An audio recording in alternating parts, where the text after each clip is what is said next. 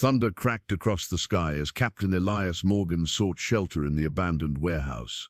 Rain lashed against the rotting wood as he pushed the door open, the scent of salt and decay filling his nostrils. 30 years at sea had hardened him to nearly everything, except what he found huddled in the corner. Two identical faces, no more than 5 years old, stared back at him with eyes that reflected his own storm-tossed soul. Their dresses were torn, faces smudged with dirt and tears. In this godforsaken port where blood flowed as freely as rum, abandoned children rarely survived the night. Morgan knew he should walk away. Pirates had no business with orphans. Thunder cracked across the sky as Captain Elias Morgan sought shelter in the abandoned warehouse. Rain lashed against the rotting wood as he pushed the door open, the scent of salt and decay filling his nostrils. 30 years at sea had hardened him to nearly everything, except what he found huddled in the corner. Two identical faces, no more than 5 years old, stared back at him with eyes that reflected his own storm-tossed soul. Their dresses were torn, faces smudged with dirt and tears. In this god-forsaken port where blood flowed as freely as rum, abandoned children rarely survived the night. Morgan knew he should walk away. Pirates had no business with orphans. What dark fate had brought these twins to this hellish place? And why did their faces stir memories he'd buried beneath decades of violence and plunder? Before we jump back in, tell us where you're tuning in from. And if this story touches you, make sure you're subscribed, because tomorrow I've saved something extra special for you. Morgan stood frozen in the doorway, one hand still gripping the hilt of his dagger. The wind howled through the broken windows, making the girls tremble more violently. He had killed men for less than looking at him wrong, yet he found himself slowly sheathing his blade. "You lost, little one," his voice, rough from years of shouting orders over gale-force winds, sounded foreign even to his own ears when attempting gentleness. The girls didn't answer, just clutched each other tighter. One had a small wooden pendant around her neck, simple craftsmanship, but he recognized the symbol carved into it, a symbol he hadn't seen in 20 years. "Captain?" Quartermaster Hobbs's voice came from outside. "Tide turns in an hour. We need to be underway." Morgan should have turned and left. The Crimson Serpent's hold was full of Spanish gold, and the British Navy had been spotted just leagues away. Only a fool would risk everything for a pair of strays. "Coming," he called back, yet his feet remained planted. The smaller of the twins, only distinguishable by a tiny scar above her right eyebrow, reached out a trembling hand toward him. Her sister tried to pull her back, eyes wide with fear. "Damn it all," Morgan muttered, taking 3 long strides across the creaking floorboards. He crouched before them, his weathered face illuminated by a flash of lightning. Rain dripped from his tricorn hat onto the dusty floor between them. "Who left you here?" he asked, scanning their faces for any clue, any resemblance to someone he might have known or killed. The braver girl's lips quivered. "Papa said wait." Morgan glanced around the derelict building. There were signs of someone having stayed here. A moldy blanket, an overturned crate with the remains of bread.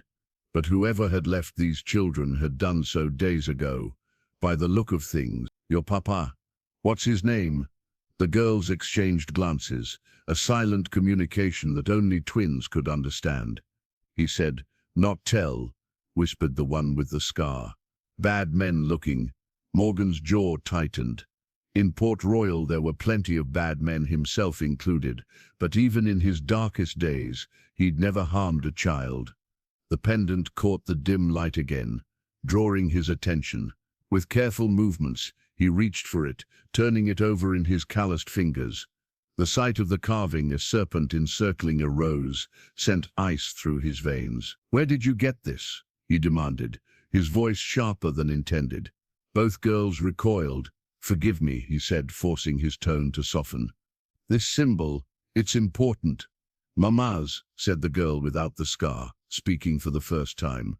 Before she went to sleep under the ground, Morgan released the pendant as if it had burned him. Outside, the storm seemed to intensify, matching the tempest brewing within him. That symbol belonged to only one family, the same family whose blood he had sworn to spill to the last drop. Yet here were two innocent children, somehow connected to his darkest oath. The coincidence was too great. Someone had placed them here, knowing he would find them, knowing he would recognize that symbol. "Captain," Hobbs called again, more urgently. Navy sails spotted on the horizon. Morgan made his decision in an instant.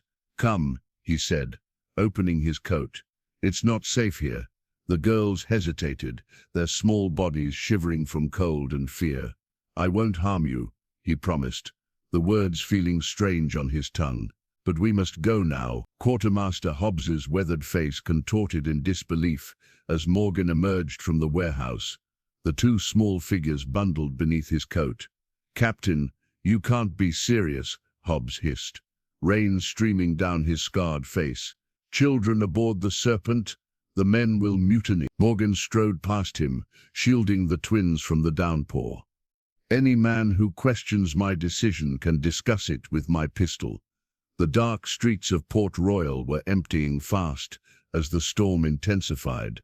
Merchants shuttered their windows, and even the most determined drunkards sought shelter. Morgan moved swiftly, years of navigating treacherous waters having taught him to maintain balance, even on rain-slicked cobblestones.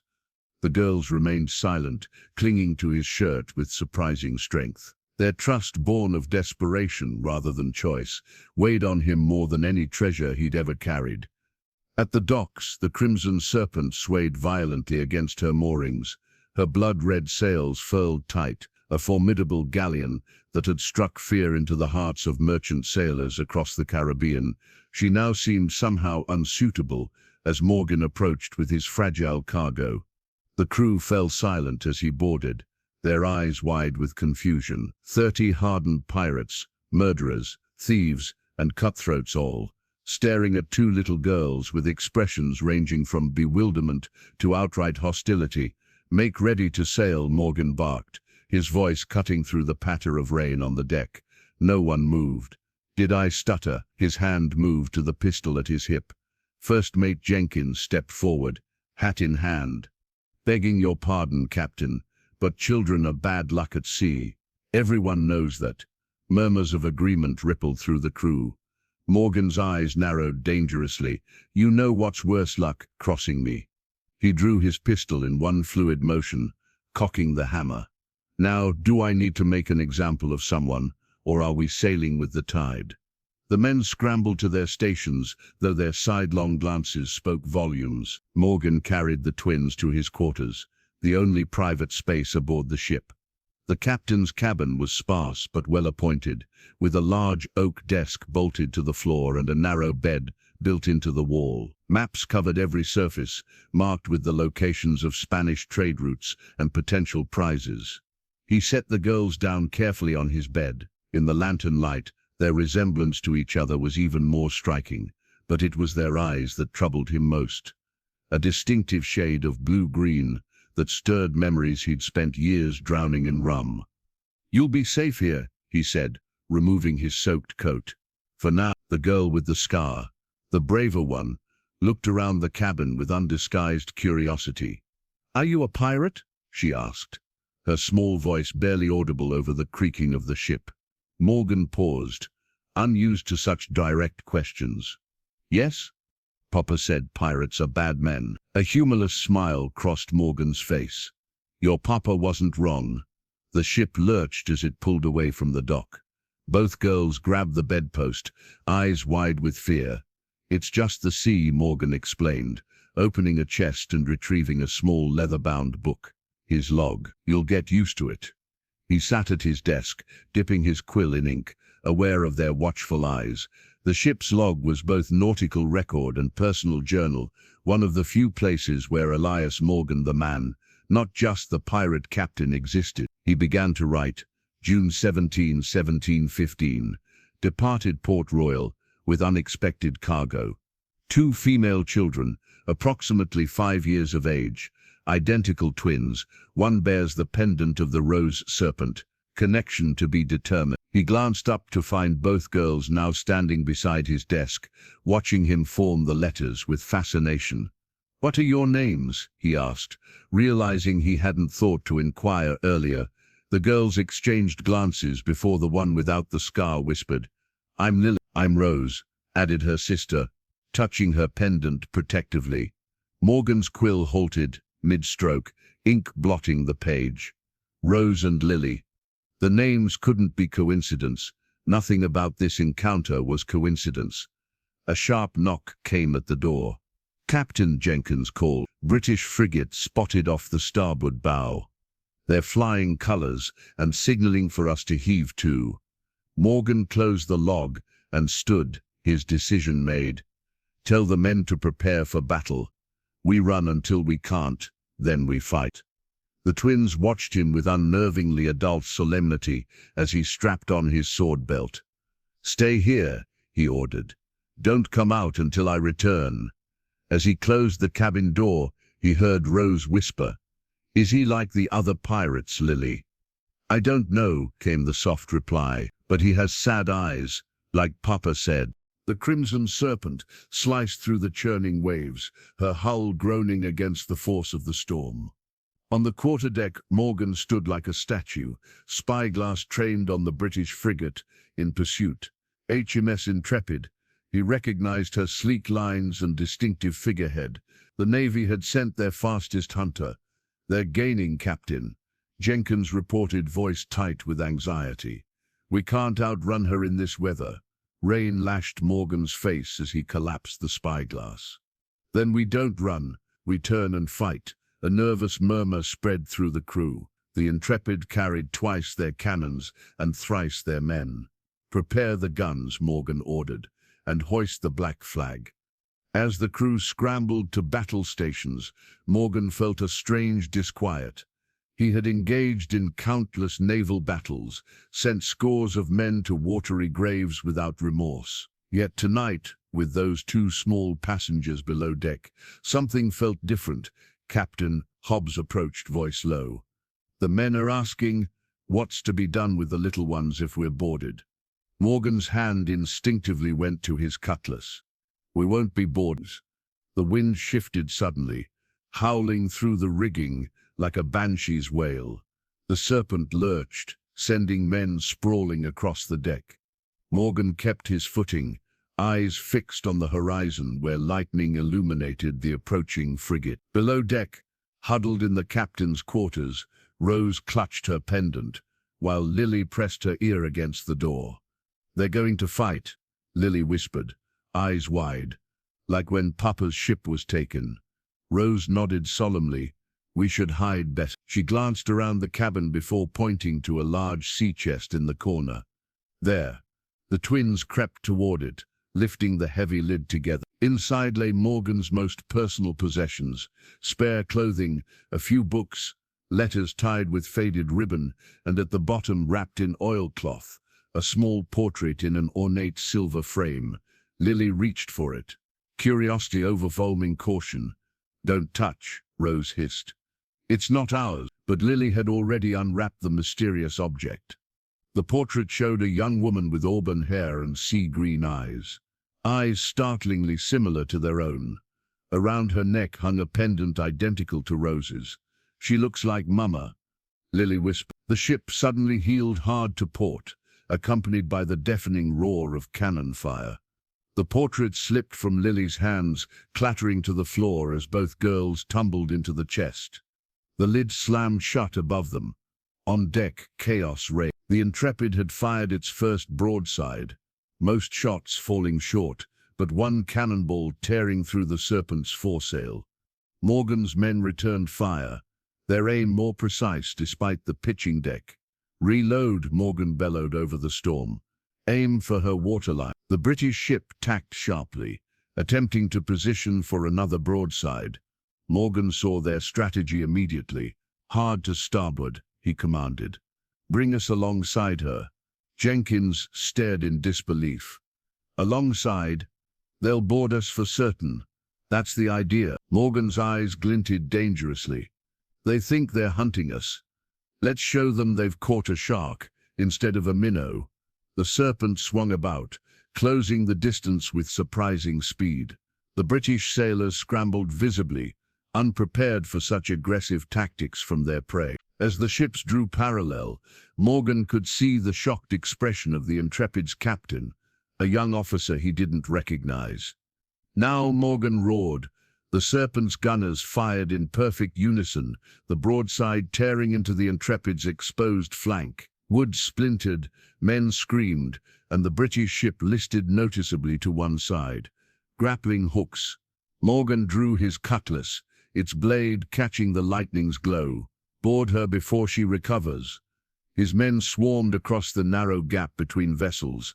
Morgan leading the charge, he landed on the Intrepid's deck with cat-like grace, cutting down a marine before the man could raise his musket.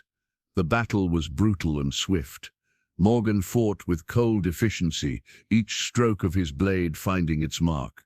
Blood mixed with rainwater on the deck, turning it treacherously slick. The British captain appeared through the smoke, sword drawn. "Surrender, pirate." "In the name of King George." Morgan parried the man's first thrust easily. "I don't recognize any king's authority on these waters." Their blades clashed repeatedly, but the outcome was never in doubt. The Navy man was skilled but inexperienced. When an opening appeared, Morgan's cutlass slid between the captain's ribs with surgical precision.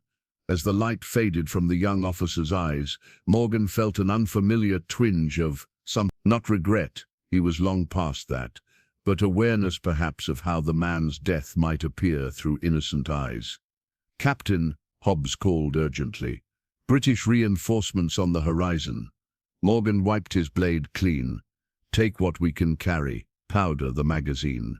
We're sinking her." 10 minutes later, the Crimson Serpent was sailing away as the Intrepid erupted in flames behind them, her destruction swallowed by the night and storm.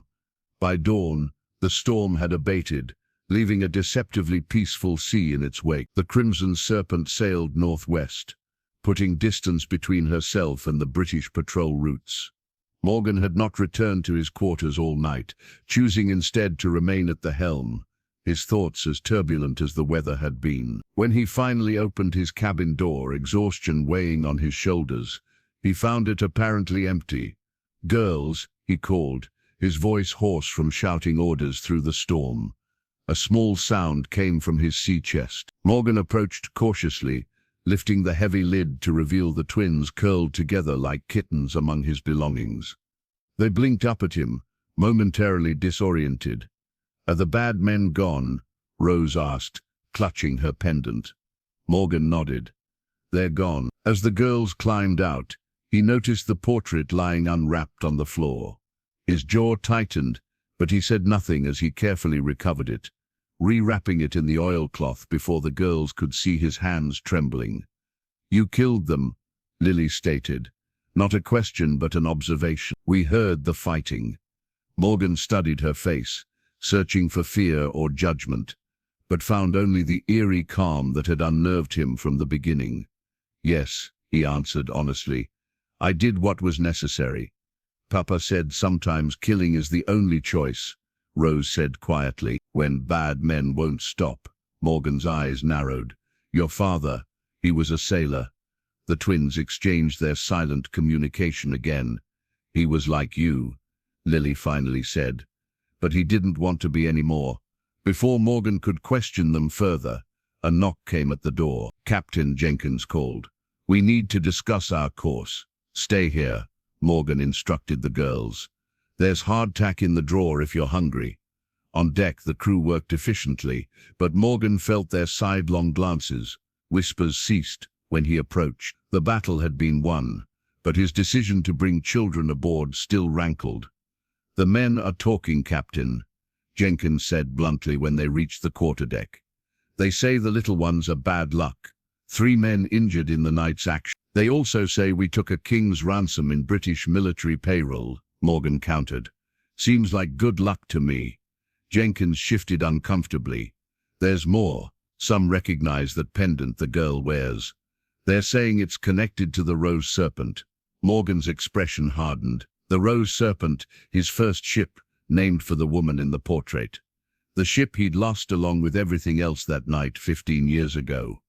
The men should mind their business and remember their place, Morgan said coldly. Begging your pardon, Captain, but children aboard a pirate ship is everyone's business. Jenkins lowered his voice.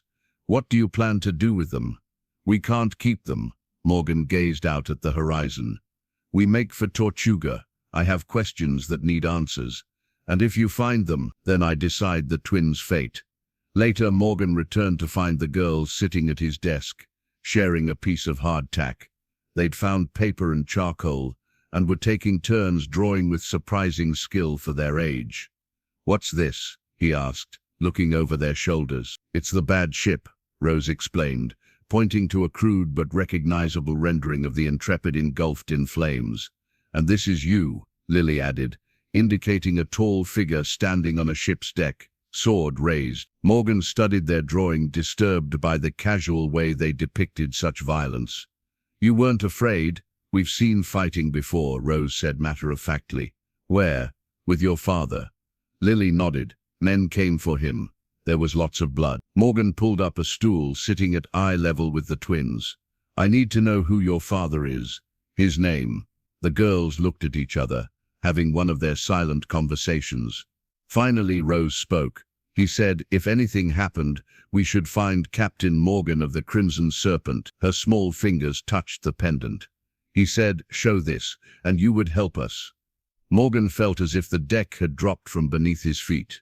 Your father knew me. Who is he? Captain Edward Hayes, Lily answered. But he said before, he was William Morgan. The name hit Morgan like a physical blow. William Morgan, his younger brother, presumed dead for 15 years. The brother he had failed to protect. The brother whose death had set him on his path of vengeance. That's impossible, Morgan whispered. William died when the Rose Serpent was taken. Rose shook her head firmly. Papa didn't die. He said he had to hide because of the bad admiral. Admiral Thorne, Lily added, the name falling from her childish lips like a curse. Morgan stood abruptly, his mind reeling. Admiral James Thorne, the man who had destroyed the Rose Serpent, who had taken Morgan's wife, brother, and humanity in one brutal night. The man whose blood Morgan had sworn to have. The man he'd been hunting for 15 years. Your mother, Morgan said hoarsely. What was her name? Papa said not to talk about Mama, Rose whispered. He said it wasn't safe. Morgan knelt again, struggling to keep his voice gentle. Please, I need to know. The twins looked at each other one more time before Lily answered. Her name was Catherine, she said. Catherine Hayes, but Papa said before, she was Catherine Morgan. Morgan stood at the bow of the Crimson Serpent, staring at the endless expanse of sea as if it might offer answers. The name echoed in his mind like thunder. Catherine Morgan, his wife. The woman he had buried in his heart 15 years ago. Impossible. Yet the twins' eyes, that distinctive sea green, were hers, unmistakably. Captain, Hobbs approached cautiously. We've changed course for Tortuga as ordered. But the men are asking questions. Morgan didn't turn. Let them ask. It's not just the children, Hobbs pressed. It's the pendant, the name Hayes. The crew remembers your brother, sir. Word spreads quickly on a ship. Then let me be clear, quartermaster. Morgan's voice was dangerously soft. Any man who values his tongue should keep speculation to himself. Hobbs nodded, knowing better than to push further. There's something else. Jenkins found this in the British captain's quarters. He extended a sealed letter bearing an official Admiralty stamp. Morgan broke the seal, unfolding the parchment. As he read, his face darkened. Problems, Captain. Admiral Thorne has been promoted, Morgan said, his voice tight with controlled rage. He commands the West Indies fleet now, based in Kingston. Hobbs paled. That puts him directly in our hunting grounds. No, Morgan corrected, it puts us in his. He folded the letter carefully. There's more. He's hunting a specific target, a former pirate named Edward Hayes, wanted for treason and theft of crown property. Understanding dawned on Hobbs's weathered face. The girl's father. My brother, Morgan confirmed, who apparently didn't die when I thought he did. Back in his cabin, Morgan found the twins asleep on his bed, exhausted from their ordeal. He stood watching them, searching their features for traces of William, of Catherine. The resemblance was undeniable now that he knew to look for it. His nieces, his blood. Moving quietly, Morgan retrieved his logbook and a bottle of rum from his desk. He poured a generous measure into a tin cup, then hesitated, staring at the amber liquid. With a sudden decisive motion, he returned the bottle to its drawer, untouched. Instead, he opened the logbook, turning to entries from 15 years prior. His handwriting from those days was different, steadier, more optimistic, before grief and vengeance had transformed both his penmanship and his soul. April 3, 1700. Married Catherine Winters today. William stood as witness. Never seen a more beautiful bride, nor felt more fortunate. Tomorrow we sail on the Rose Serpent's maiden voyage, with Catherine and William as my only crew. A family affair as it should be. Morgan turned pages slowly, reliving the joyful early days, successful trades, building a reputation as honest merchants, expanding their crew.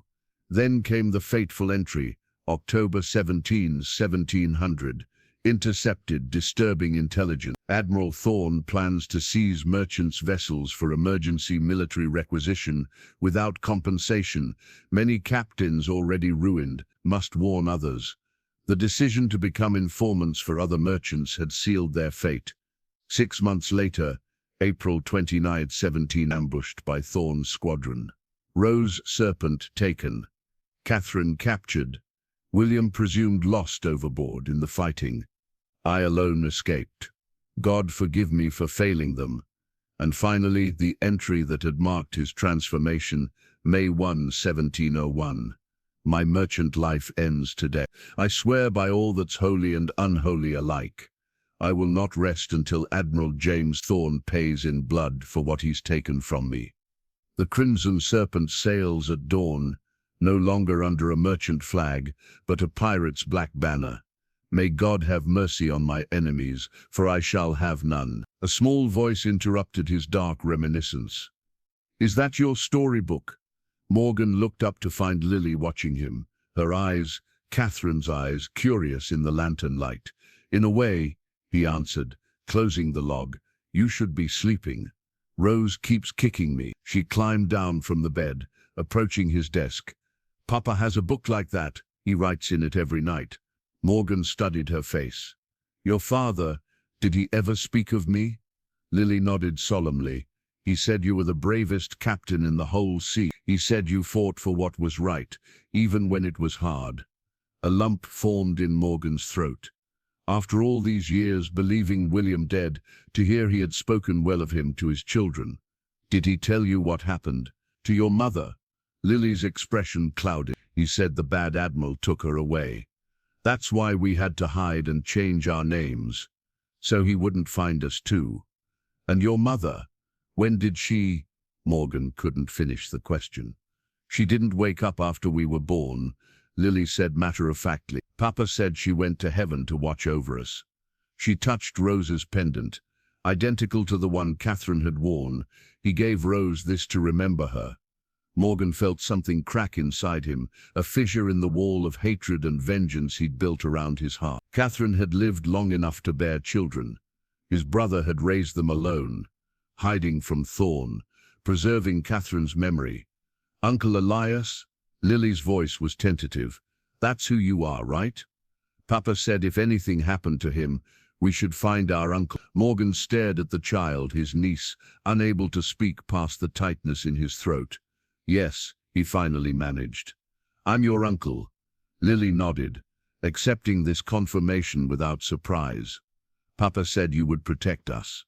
The words hung in the air between them, a promise and a burden. William had trusted him with his daughters' lives, a trust Morgan had failed to earn 15 years ago when he'd lost both William and Catherine to Thorne's treachery. I will, Morgan vowed, the words feeling like an oath more binding than any he'd ever sworn. No harm will come to you or your sister. not while I draw breath. Tortuga rose from the morning mist like a sleeping beast, a lawless haven where pirates, smugglers, and fugitives found refuge from the reaching arms of empire. The Crimson Serpent glided into the natural harbor, joining dozens of other vessels of questionable repute. Morgan stood on the quarterdeck, the twins flanking him. He dressed them in boys' clothing, small shirts and breeches acquired from the ship's sailmaker, their long hair tucked beneath caps. "Remember," he instructed, kneeling to their level, "you're my cabin boys. No one can know your girls or who your father is. Understand?" Both nodded solemnly. "And stay close.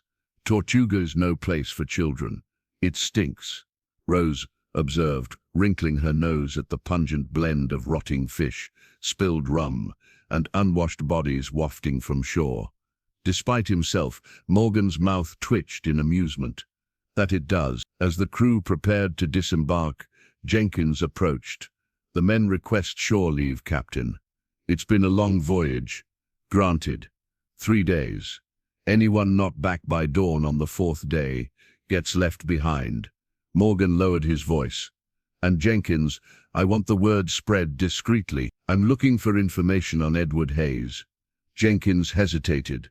"The men are already uneasy about the connection, Captain. Asking questions about Hayes will only fuel speculation." "Then let them speculate," Morgan replied. "But find me someone who's seen him." Tortuga's main street was a chaotic procession of taverns, brothels, and trading posts. Morgan moved purposefully through the crowd, one twin holding each hand. Pirates nodded respectfully as he passed, while others scrambled out his way. The fearsome Captain Morgan's reputation preceded him. Their destination stood at the street's end, a weathered building with a faded sign reading "The Siren's Call." Unlike the raucous establishments they'd passed, this tavern was quiet, almost respectable by Tortuga standards. Inside, an elderly woman polished glasses behind the bar. Her silver hair was bound in a tight bun, and though age had bent her spine, her eyes remained sharp as cutlasses. "Elias Morgan," she said, without looking up. "Been many years, Madame Lefebvre." Morgan nodded respectfully. "I need information. You and everyone else who darkens my door." She set down her cloth, finally noticing the twins. "Since when does the dreaded Captain Morgan travel with children?" "They're cabin boys, orphans." Madame Lefebvre's knowing gaze said she didn't believe him for a moment. "Of course they are." She came around the bar, moving with surprising grace despite her age. "Come, we'll talk in my office." They followed her through a beaded curtain to a small room lined with bookshelves, unexpected luxury in a pirate port. The twins' eyes widened at the sight of so many books. "Sit," Madame Lefebvre instructed, gesturing to chairs around a circular table. A crystal ball sat at its center. Rose touched it cautiously. "Are you a witch?" The old woman laughed. "Some say so, others say I'm just a woman who knows too much." She turned to Morgan. "Now, what information is worth risking those children in Tortuga?" Morgan leaned forward. "Edward Hayes." Madame Lefebvre's expression remained neutral, but Morgan caught the flicker of recognition in her eyes. "I know he's been here," Morgan pressed. "Within the last year, many men passed through Tortuga," she deflected. "What makes this one special?" "Because he's my brother." The old woman sighed, suddenly, looking every one of her years. "I wondered when you'd finally learn the truth." She turned to the twins. "Little ones, there are sweetmeats in that jar. Help yourselves while I speak with the captain." Once the children were occupied, she lowered her voice. "Yes, Hayes was here 4 months ago. He was injured. Knife wound, poorly tended. Fever had set in." Morgan's jaw tightened. "What happened?" "I nursed him back to health. He spoke of you often in his delirium." Her weathered hand covered Morgan's. "He loves you still, despite everything." "Did he mention Admiral Thorne?" Her expression darkened. That name was on his lips, more than any other. He claimed Thorne was close to finding him, that the Admiral had never stopped hunting. "Where did Hayes go after he recovered?" "Esla de Fusos," Morgan drew back in surprise. The Isle of Bones. There's nothing there but ruins and legends. Nevertheless, that's where he went. He said there was something hidden there, something that would destroy Thorn. She glanced at the twins. He never mentioned children. He was protecting them, Morgan said. Where are they staying in Port Royal? With a widow named Mrs. Fawkes. A friend of mine. Madame Lefebvre's eyes narrowed. Tell me, Captain, if Hayes is your brother, why have you never searched for him before now? I thought he was dead. Morgan's voice was hollow. 15 years I've believed him dead. The old woman studied him. And now that you know he lives. Before Morgan could answer, the tavern door crashed open. Hobbs appeared in the doorway, blood streaming from a cut above his eye. Captain, British Marines in the harbour. They're searching every ship. Morgan was on his feet instantly. How many? 3 frigates. Admiral Thorn himself commands them. Cold dread washed over Morgan. How did they find us so quickly? Someone talked, Hobbs said grimly. Mentioned the twins, the pendant, everything. Madame Lefebvre moved with surprising speed, opening a concealed door in the bookshelf. This leads to the cove on the south side. There's a fishing boat. Take it. Morgan hesitated. The serpent is likely already under watch, she interrupted. You cannot return to her without risking the children. Morgan knew she was right. He turned to the twins, who had gone very still, sweetmeats forgotten. We need to go, now. Rose stood, her small face determined. Is it the bad admiral? Yes, Morgan admitted, but he won't find you. He found Papa, Lily whispered. Even though we kept hiding, Morgan knelt before them. I'm not your father. I'm Captain Elias Morgan of the Crimson Serpent, and I've never been caught yet. He turned to Madame Lefebvre. If any of my crew makes it back here, tell them to rendezvous at Isla de Huasos in 2 weeks' time. The old woman nodded. Go with God, Captain. You'll need more than luck where you're heading. Taking a twin in each hand, Morgan slipped through the hidden door, leaving behind the Crimson Serpent, his crew, and the only life he'd known for 15 years. All for 2 small girls he'd known less than a week. The fishing boat was little more than a weathered shell with a single patched sail, a far cry from the formidable Crimson Serpent. Morgan worked quickly, checking the hull for leaks, while the twins huddled together on the small bench seat, watching with wide eyes. Is this boat going to sink? Rose asked, touching a spot where the wood had been crudely repaired. Not if I have anything to say about it, Morgan replied, though he shared her doubts. The vessel had clearly seen better days, but it would have to suffice. The hidden cove was sheltered from view by towering cliffs and dense vegetation. Still, Morgan kept glancing toward the main harbour, expecting British Marines to appear at any moment. The knowledge that someone had betrayed him gnawed at his mind. Few people knew about the twins, fewer still about their connection to him. Will your men be all right? Lily asked, surprising Morgan with her concern. The ones on your big ship. Morgan paused in his work. My crew can take care of themselves.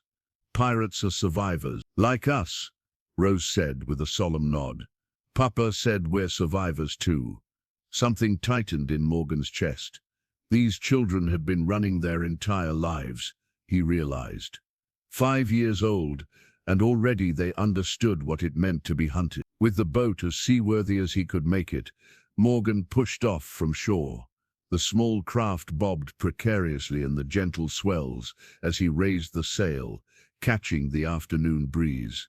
Stay low, he instructed the twins, as they cleared the cove. If we're spotted, we're finished. Morgan kept close to the coastline, using Tortuga's irregular shore as cover. In the distance, he could see the British frigates blockading the main harbour. The Crimson Serpent stood out among the other vessels, her red sails furled, but unmistakable. Marines swarmed her decks. They're on your ship, Lily observed quietly. Morgan nodded, a muscle working in his jaw. The Serpent had been his home, his fortress, his means of vengeance for 15 years. Now she was in enemy hands, along with any crew members who hadn't made it ashore in time. Look, Rose suddenly pointed to a naval longboat rounding the headland, its crew of marines rowing with purpose. They're coming this way, Morgan cursed under his breath. Down, both of you. He pushed the twins to the floor of the boat and threw a tattered fishing net over them. Don't move, don't make a sound. Taking off his distinctive captain's coat and hat, Morgan rumpled his shirt and smeared his face with grime from the boat's bottom. When the longboat drew closer, he adopted the stooped posture of an old fisherman, keeping his head down. "You there," the marine lieutenant called. "Halt in the name of His Majesty."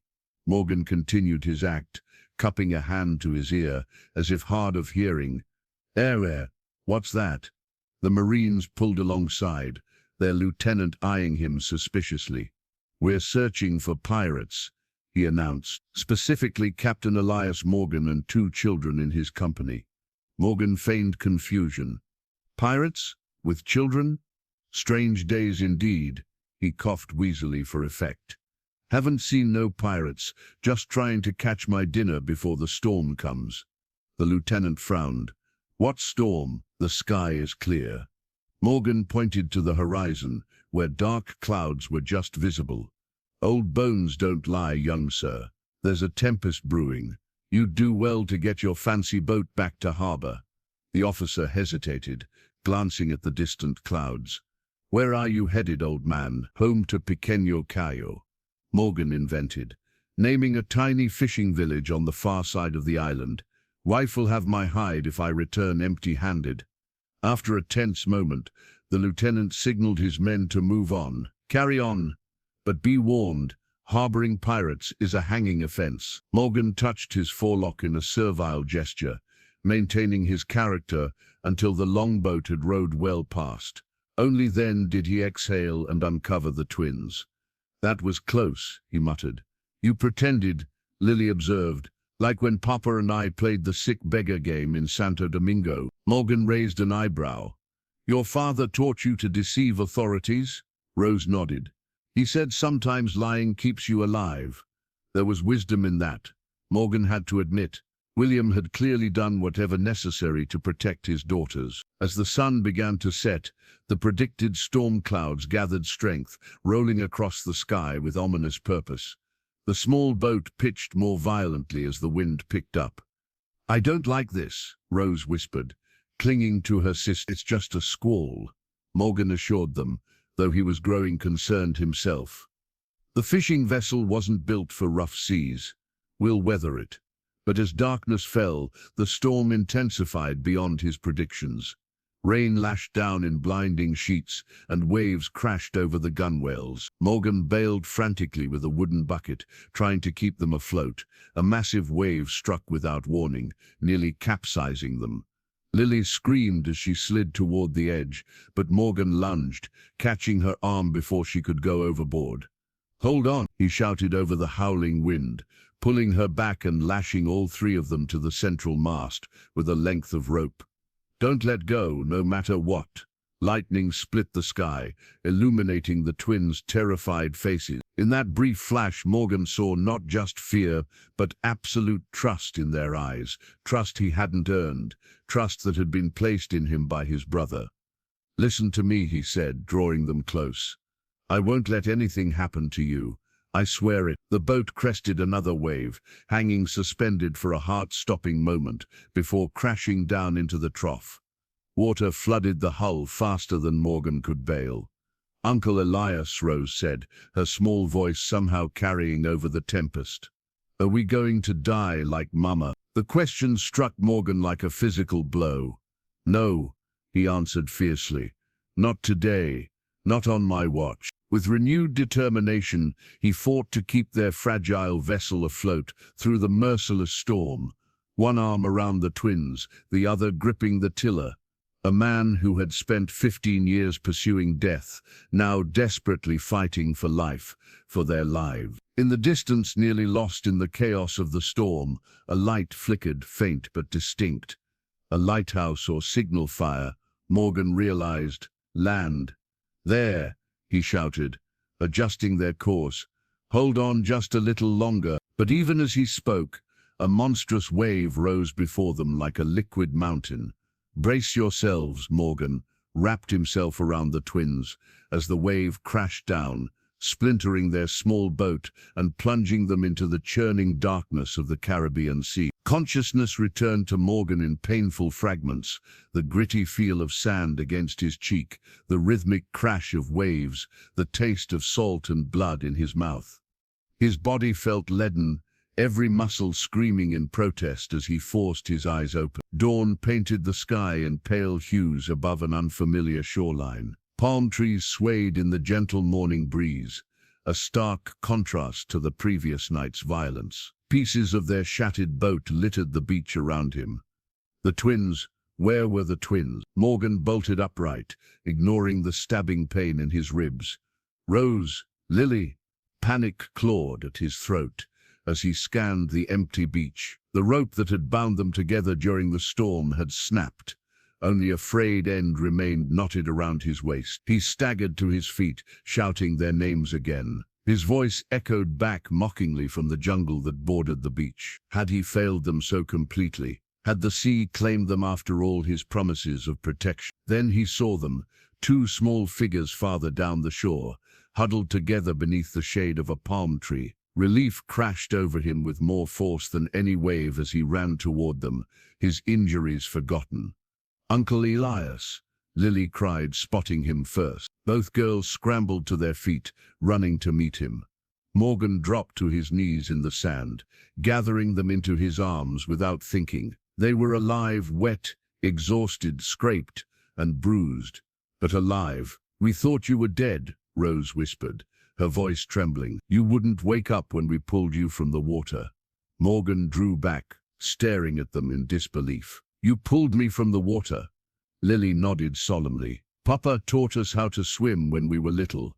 You were floating face down. We had to drag you a long way." Morgan looked back at the deep furrow in the sand, where they must have pulled his unconscious body from the surf. These two small children had saved him, a notorious pirate captain who had sent countless souls to the depths.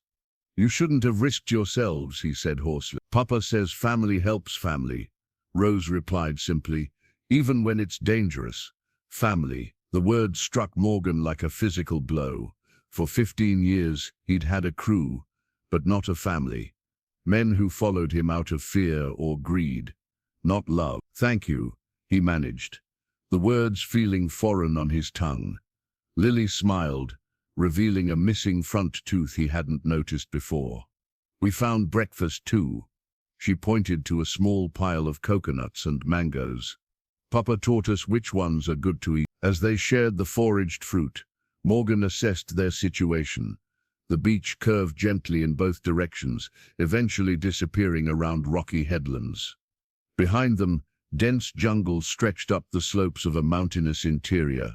No signs of human habitation were visible. "Do you know where we are?" Rose asked, juice running down her chin as she bit into a mango. Morgan shook his head. "Not exactly.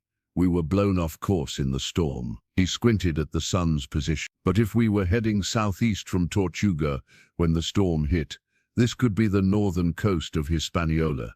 Is that good or bad?" Lily wanted to know. "Depends," Morgan answered honestly. "Hispaniola is large. The western portion is French territory. They might welcome a notorious English pirate as a trophy. The eastern side is Spanish. They'd hang me without a second thought." Rose's eyes widened. "They'd really hang you?" Morgan nodded grimly. "I've sunk many Spanish ships over the years." "Then we should hide," Lily decided, with the simple logic of a child. "Like we did with Papa. First we need to know exactly where we are." Morgan stood, wincing at the pain in his side. "Possibly a cracked rib. And if we're alone on this island." After gathering what little useful debris had washed ashore, a knife still strapped to Morgan's belt, some rope, the tattered sail that could serve as shelter, they set off down the beach toward the nearest headland.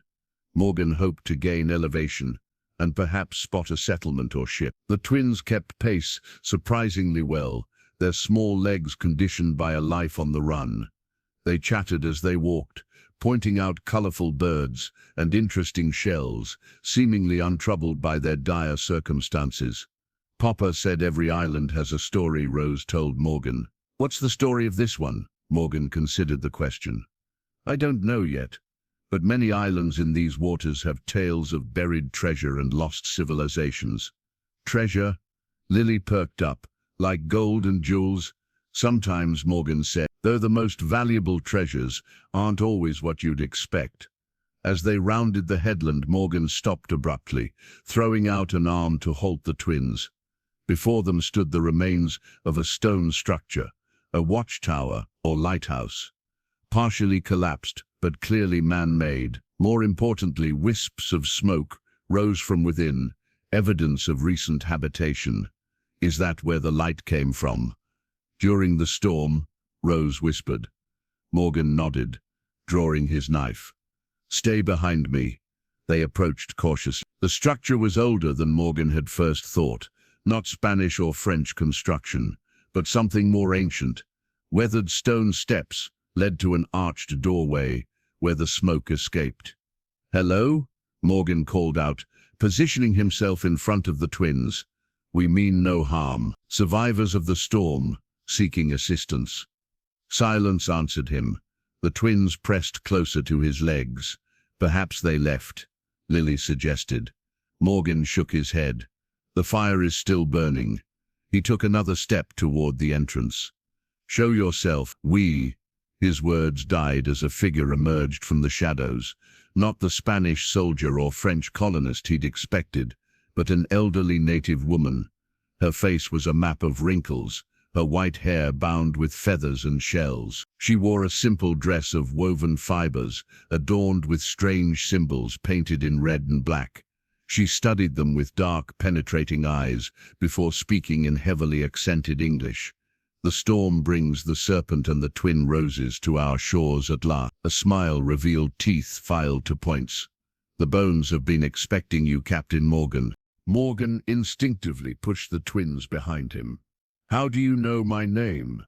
The old woman's eyes crinkled in amusement. The bones speak. The sea whispers.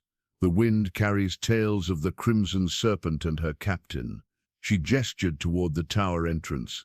Come, it is not safe to linger in the open. Morgan hesitated, his hand still gripping his knife. She doesn't look dangerous, Lily whispered, peering around his leg. The most dangerous things rarely do, Morgan replied quietly.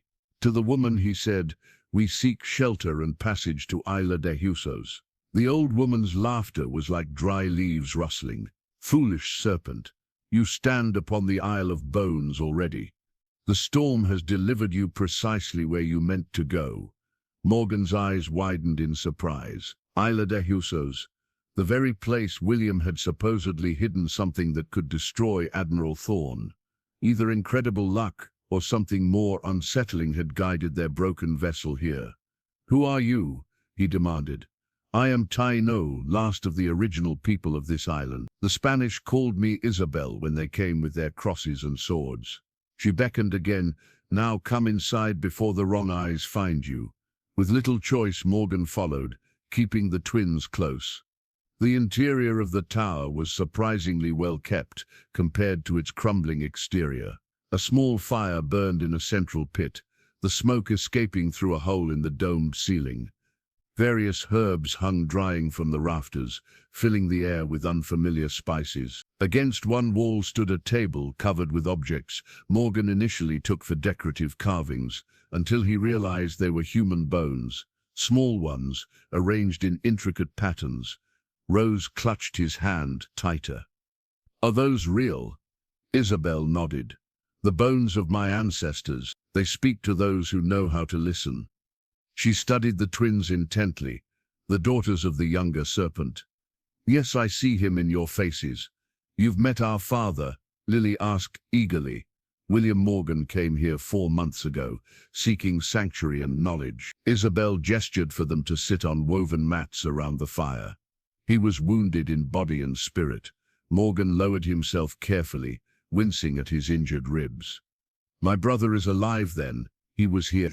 He lived when he left this place. Isabel confirmed, though whether he lives still, the bones cannot say. She began to prepare a strong-smelling tea in a clay pot. He spoke often of you, Captain, and of the Admiral who hunts you both.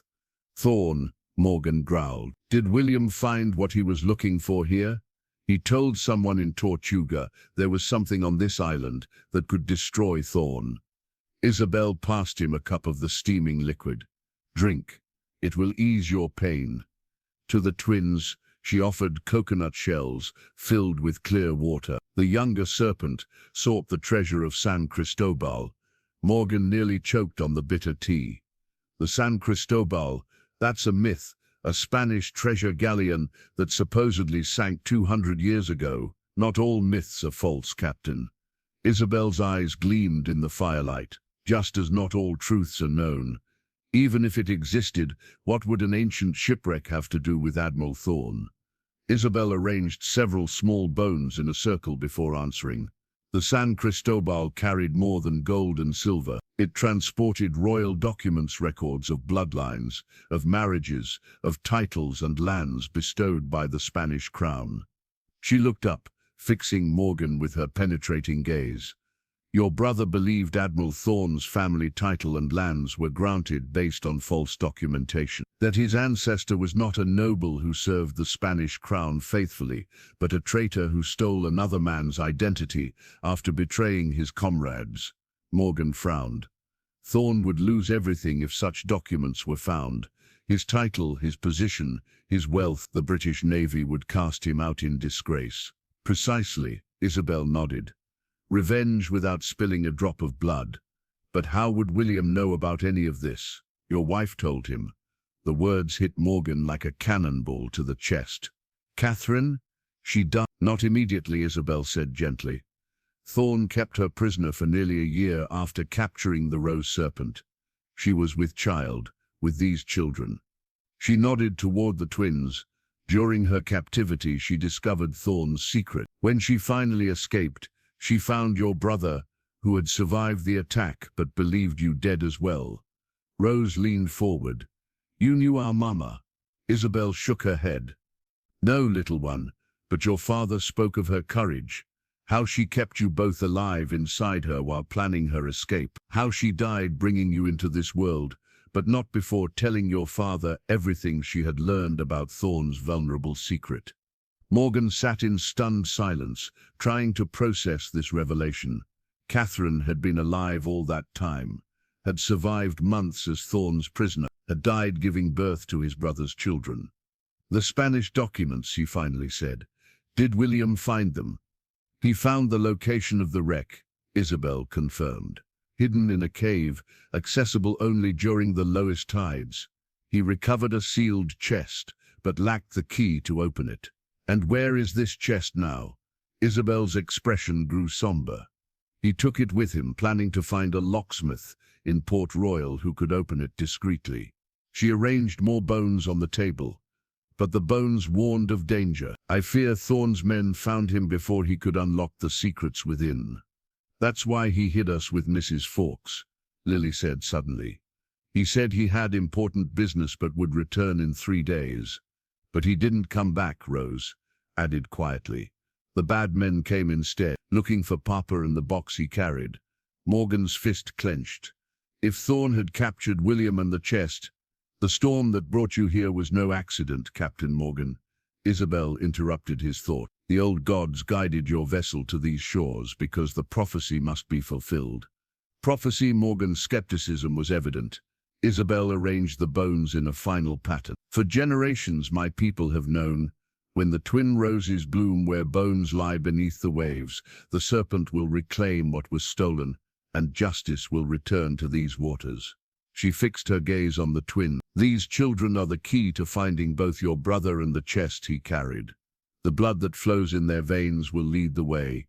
Morgan had spent his life dismissing such superstitious nonsense. Yet here he sat on an island he'd never meant to find, with nieces he hadn't known existed, hearing of a treasure that might bring down his greatest enemy without violence, a path to justice.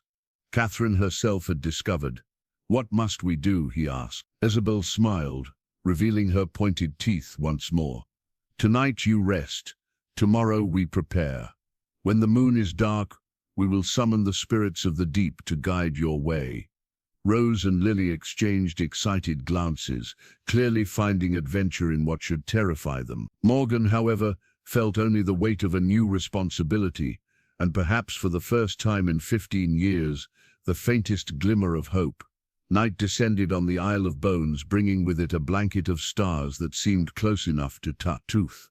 The twins had fallen asleep on a bed of woven mats, exhausted from their ordeal.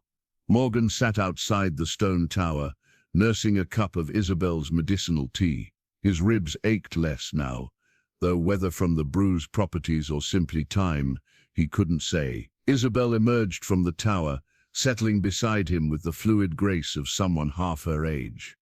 The little ones sleep deeply. They have their mother's strength. Morgan's jaw tightened at the mention of Catherine. Tell me everything about her.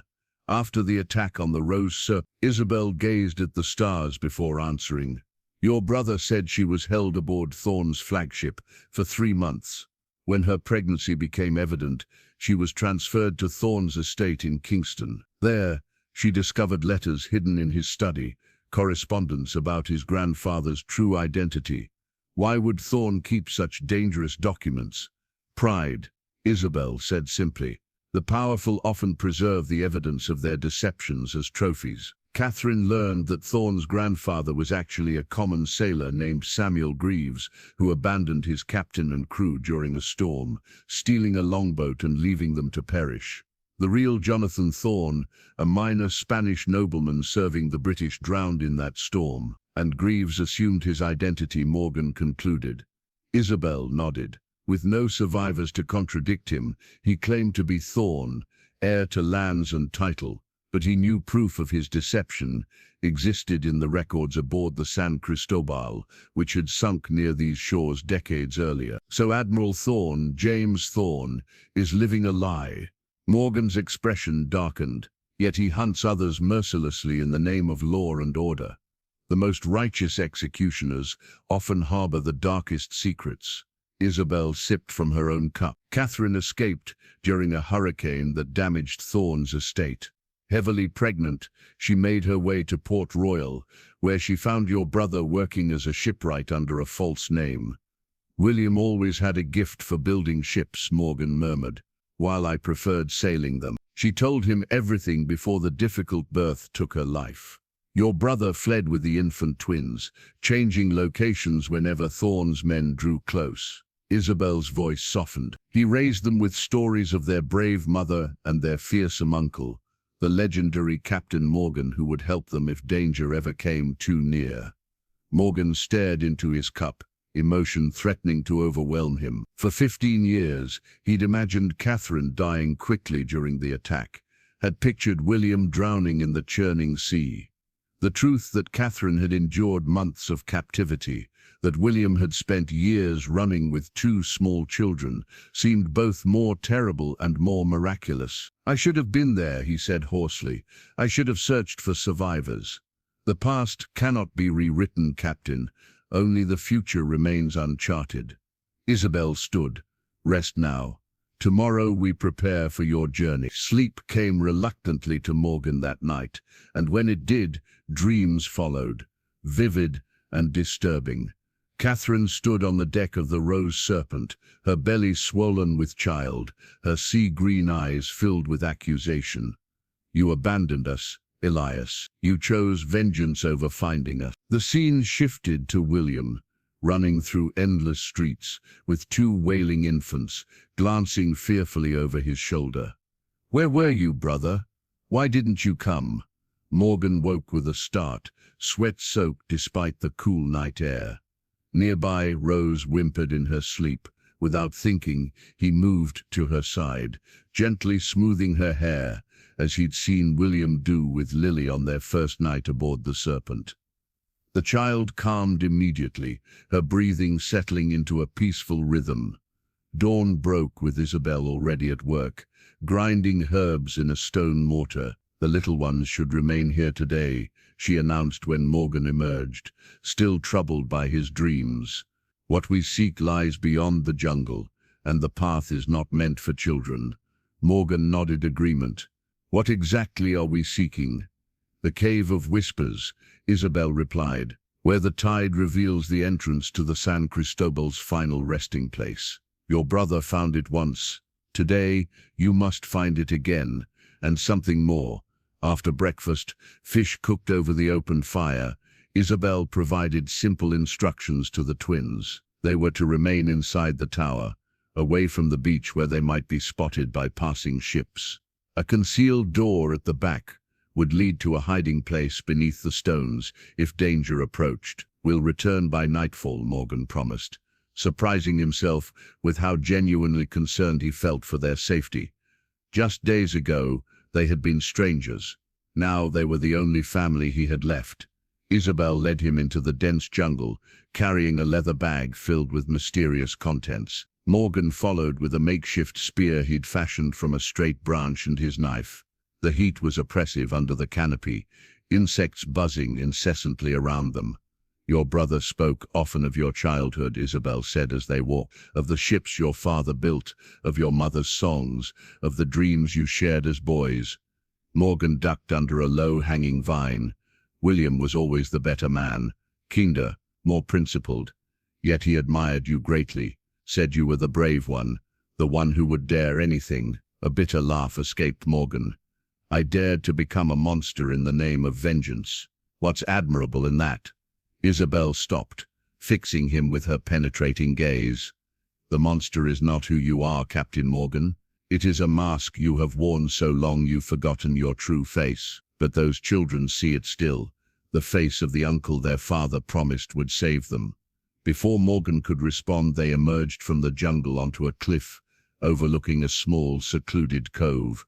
Far below, waves crashed against a jumble of rocks, sending spray high into the air. There, Isabel pointed to a dark opening at the base of the cliff, visible only because the tide was unusually low. The Cave of Whispers. When the moon is new tomorrow night, the tide will retreat even further, revealing the passage to the shipwreck. Morgan studied the treacherous approach. How did William manage this with his injuries? He didn't, Isabel said simply. I guided him, as I guide you now. She began unpacking her leather bag, revealing bundles of herbs, small bones and a clay pot containing a red paste. But first we must prepare your body and spirit for what lies ahead. The wreck is protected by more than just the sea. What do you mean? Isabel began to apply the red paste to Morgan's face in careful patterns. The San Cristobal was not just any ship, Captain. It carried priests returning to Spain, priests who practiced arts both sacred and forbidden. When it sank, those arts did not die with them. As the sun climbed higher, Isabel worked methodically, covering Morgan's exposed skin with symbols that felt strangely familiar, though he knew he'd never seen them before. All the while, she chanted in a language older than any European tongue that had reached these shores. Tonight, she said when she had finished, you will dream again, but this time you will not dream alone. The spirits of those you've lost will guide you through what must come next. Morgan touched the drying paste on his arm, skeptical yet strangely comforted by the ritual. I've never believed in spirits or prophecies. It matters not what you believe, Captain Morgan, Isabel replied with her pointed-toothed smile. What matters is what believes in you. The ceremonial fire cast long shadows against the tower walls as Isabel added handfuls of herbs that turned the flames blue-green. Morgan sat cross-legged before it, the painted symbols on his skin seeming to retreat in the flickering light. The twins watched wide-eyed from their corner, wrapped in blankets woven from island fibers. Drink, Isabel commanded, offering a wooden cup filled with a dark liquid that smelled of earth and sea. Morgan hesitated, the rational part of his mind, the part that had kept him alive through 15 years of piracy, screaming caution. But something deeper, something awakened by the twins' arrival in his life, urged him forward. He took the cup and drank deeply. The bitter taste spread across his tongue, down his throat, into his chest. Heat bloomed in his core, radiating outward to his fingertips. The tower seemed to sway, the walls breathing like the sides of a great beast. "What's happening to him?"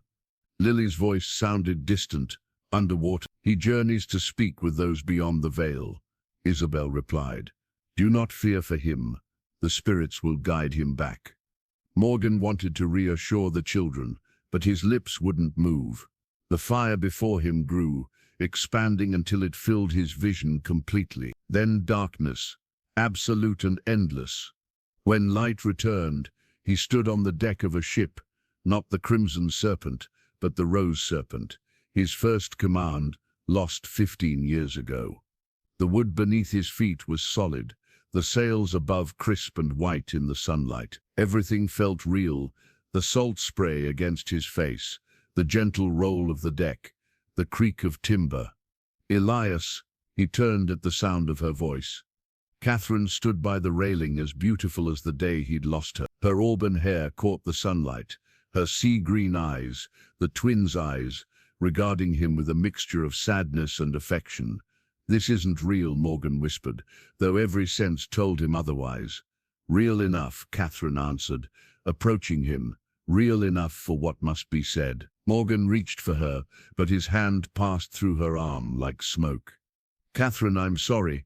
I should have protected you, protected William. You couldn't have saved us that day," she said gently. "Thorn's trap was too well laid, but you can save what remains of our family now." The twins, Morgan nodded. "I've sworn to protect them. Protection isn't enough, Elias." Catherine's expression grew serious. "They need more than safety. They need what you've denied yourself these 15 years. What do you mean? Redemption, forgiveness, peace." She gestured around them. "You've been adrift since you lost this ship, lost us. Vengeance became your only compass." Morgan couldn't deny it. "I wanted Thorn to suffer as I suffered. And in pursuing that, you became something William and I wouldn't have recognized." Her words cut deeper than any blade. "The girls need their uncle, not Captain Morgan of the Crimson Serpent." The scene shifted suddenly. The Rose Serpent dissolved around them, reforming as a cave illuminated by an eerie blue light. Stalactites hung from the ceiling, like stone teeth, water dripping rhythmically into pools below. William stood before a barnacle-encrusted chest, his face older but unmistakable. The brother Morgan had mourned for 15 years, alive and changed by time and hardship. "William," Morgan called out, but his brother gave no indication of hearing him. "He cannot hear you," Catherine explained. "This is memory, not presence." William found the chest, but lacked the key to open it. Morgan watched as his brother struggled with the lock, eventually giving up in frustration. William wrapped the chest in oilcloth and hoisted it onto his shoulder, his face grimacing in pain from some unseen injury. "The documents inside will destroy Thorn," Catherine continued. "But the chest can only be opened by a key that was lost with the captain of the San Cristobal." "Where is this key now?" "With the dead," Catherine answered simply. "Beneath the waves, in the wreck itself." The scene changed again. They stood on a beach. Morgan recognized the same shore where he'd washed up with the twins. A British naval longboat approached, Marines at the oars and a familiar figure standing in the bow, Admiral James Thorn. Older than Morgan remembered, grey streaking his once dark hair, but his cold eyes remained unchanged. The eyes of a man who had destroyed Morgan's family without remorse. "He comes," Catherine warned, "drawn by the same prophecy that brought you here. He knows about the chest, about the twins." "How?" Morgan demanded. "Who betrayed us? Fear makes men do terrible things. Elias, someone close to you feared your vengeance less than Thorn's." "Jenkins," Morgan realized with sudden clarity. "He was acting strangely before we left Tortuga." Catherine nodded sadly. "Thorn offered him immunity for information. He didn't know the full significance of what he was revealing." Anger surged through Morgan, the familiar burn that had fueled him for 15 years. "When I find him, this is the crossroads, Elias." Catherine interrupted. "Will you choose vengeance again, or will you choose a different path, for the twins' sake? Before Morgan could answer, a new figure appeared beside Catherine, a young man with William's features, but Morgan's determined eyes. "Who is this?" Morgan asked. "The son we never had," Catherine answered softly. "The life we might have lived, had fate been kinder." The phantom child regarded Morgan with solemn eyes. "The key lies with the captain's remains.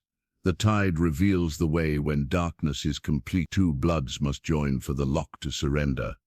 "I don't understand," Morgan said. "You will," the boy assured him, his form already fading. "When the moment comes, remember, vengeance takes, love gives." Catherine and the spectral child dissolved like mist in sunlight. The cave darkened around Morgan, the blue light fading to blackness. In the distance he heard Isabel's voice chanting, calling him back. Morgan opened his eyes to find himself still sitting before the fire in the tower, the twins now asleep in their corner. Dawn light filtered through the smoke hole above. He had passed the entire night in his vision. Isabel studied his face. "You have walked with the spirits." It wasn't a question, but Morgan nodded anyway, his throat dry. "I saw Catherine, and a boy, a son we never had. The path not taken." Isabel nodded. "Sometimes such ghosts are the most powerful guides." She offered him water. "Did they show you what you seek?" "The key to the chest," Morgan confirmed. "It's still with the captain's remains in the wreck. And Thorn, he's coming here, soon." Isabel seemed unsurprised. "Then we have little time. Tonight is the new moon. The tide will reveal the cave entrance at midnight." Morgan glanced at the sleeping twins. "They can't stay here if Thorn is coming. They must come with us," Isabel said firmly. "Did the spirits not speak of two bloods joining? The twins carry both their mother's and father's blood. Blood that is also yours." Morgan recalled the cryptic words. "Two bloods must join for the lock to surrender." "The prophecy," he murmured. "The twin roses and the serpent." Isabel smiled her pointed tooth smile. "Now you begin to understand, Captain Morgan. Some fates are written in the stars, in the bones, in the very blood that flows through our veins." Morgan looked down at his hands, hands that had taken countless lives in his quest for vengeance, and wondered if they could possibly be instruments of destiny instead. The day passed in tense preparation.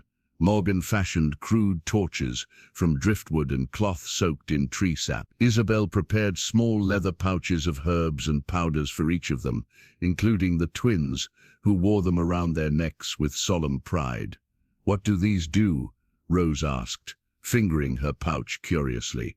"They protect," Isabel answered, "from things seen and unseen." By mid-afternoon, Morgan grew restless.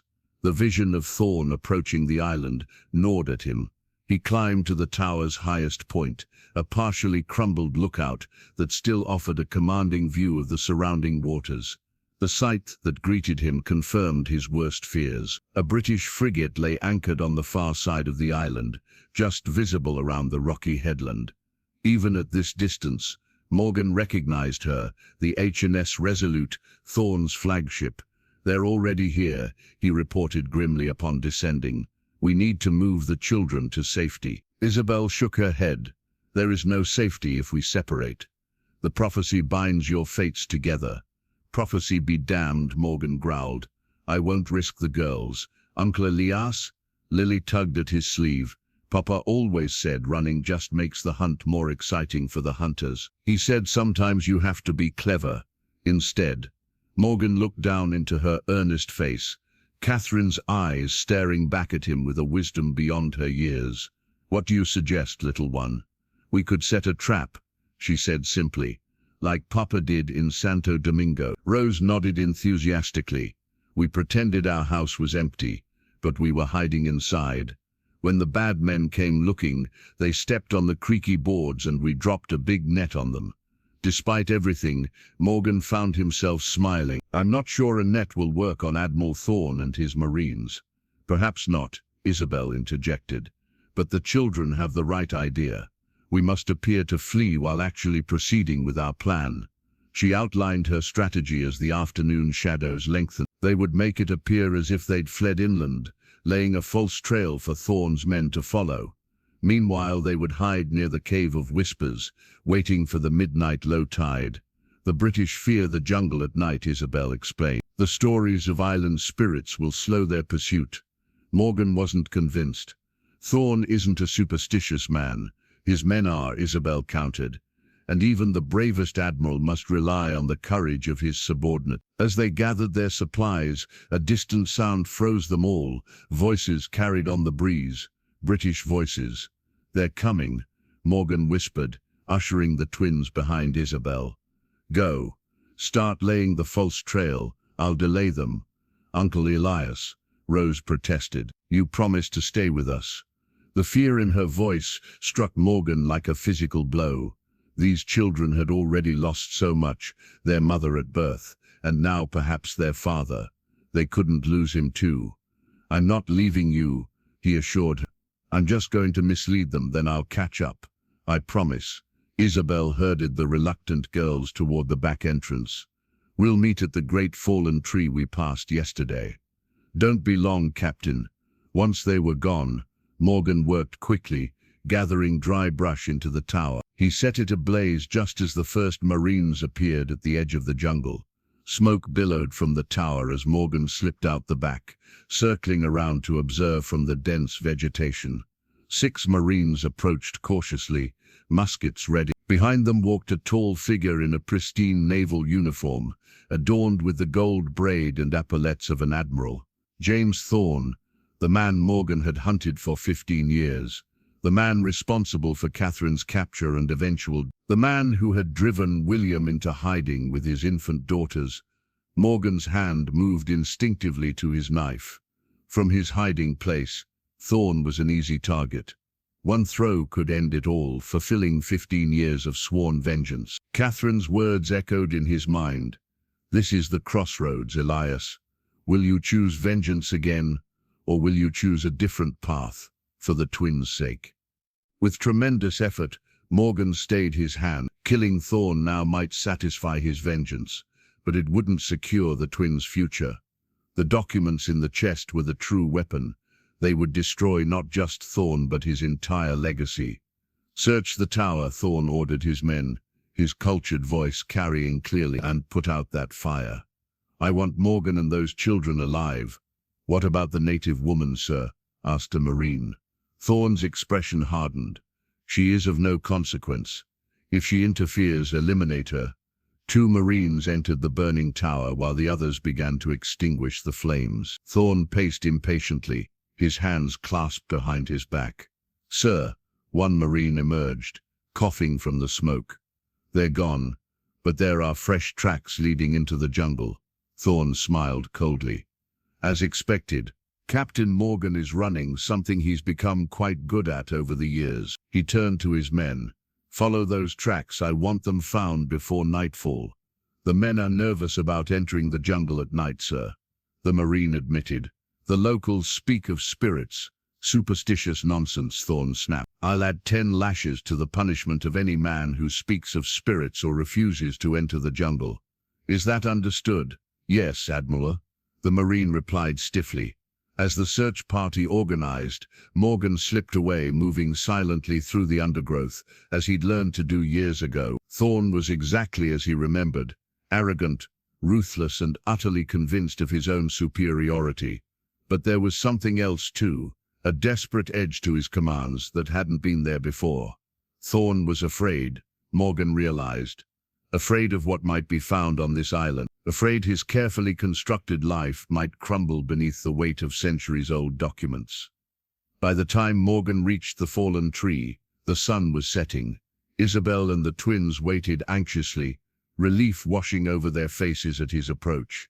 "They've taken the bait," Morgan reported, "but they'll discover the false trail by morning. By then, we will have what we seek," Isabel replied. "If the spirits are with us." Lily slipped her small hand into Morgan's. "Are you scared, Uncle Elias?" Morgan hesitated, then answered honestly. "Yes, little one, but not of Thorn." "What then?" Rose asked. Morgan looked at the twin faces, Catherine's eyes in William's features, and felt the weight of his answer. "Of failing you." as I failed your mother and father. You won't fail, Lily said with absolute certainty. Papa said you were the bravest man in all the seas, and the fiercest, Rose added. Isabel's pointed-toothed smile gleamed in the gathering darkness. The children speak truth. Now come, we must reach the cove, before the moon hides her face completely.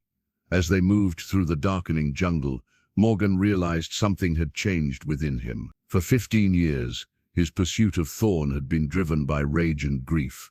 Now, for the first time, he was motivated by something else entirely, the future of these two small girls, who against all odds had placed their trust in him. It was, he reflected, a far heavier burden than vengeance had ever been. But somehow it made him feel lighter than he had in years. Darkness had fully claimed the island by the time they reached the cliff overlooking the cove. The moonless sky allowed the stars to shine with unusual brilliance, providing just enough light to navigate the treacherous descent. Stay close, Morgan instructed the twins, helping them down the narrow path that wound to the beach below. The rocks are slippery.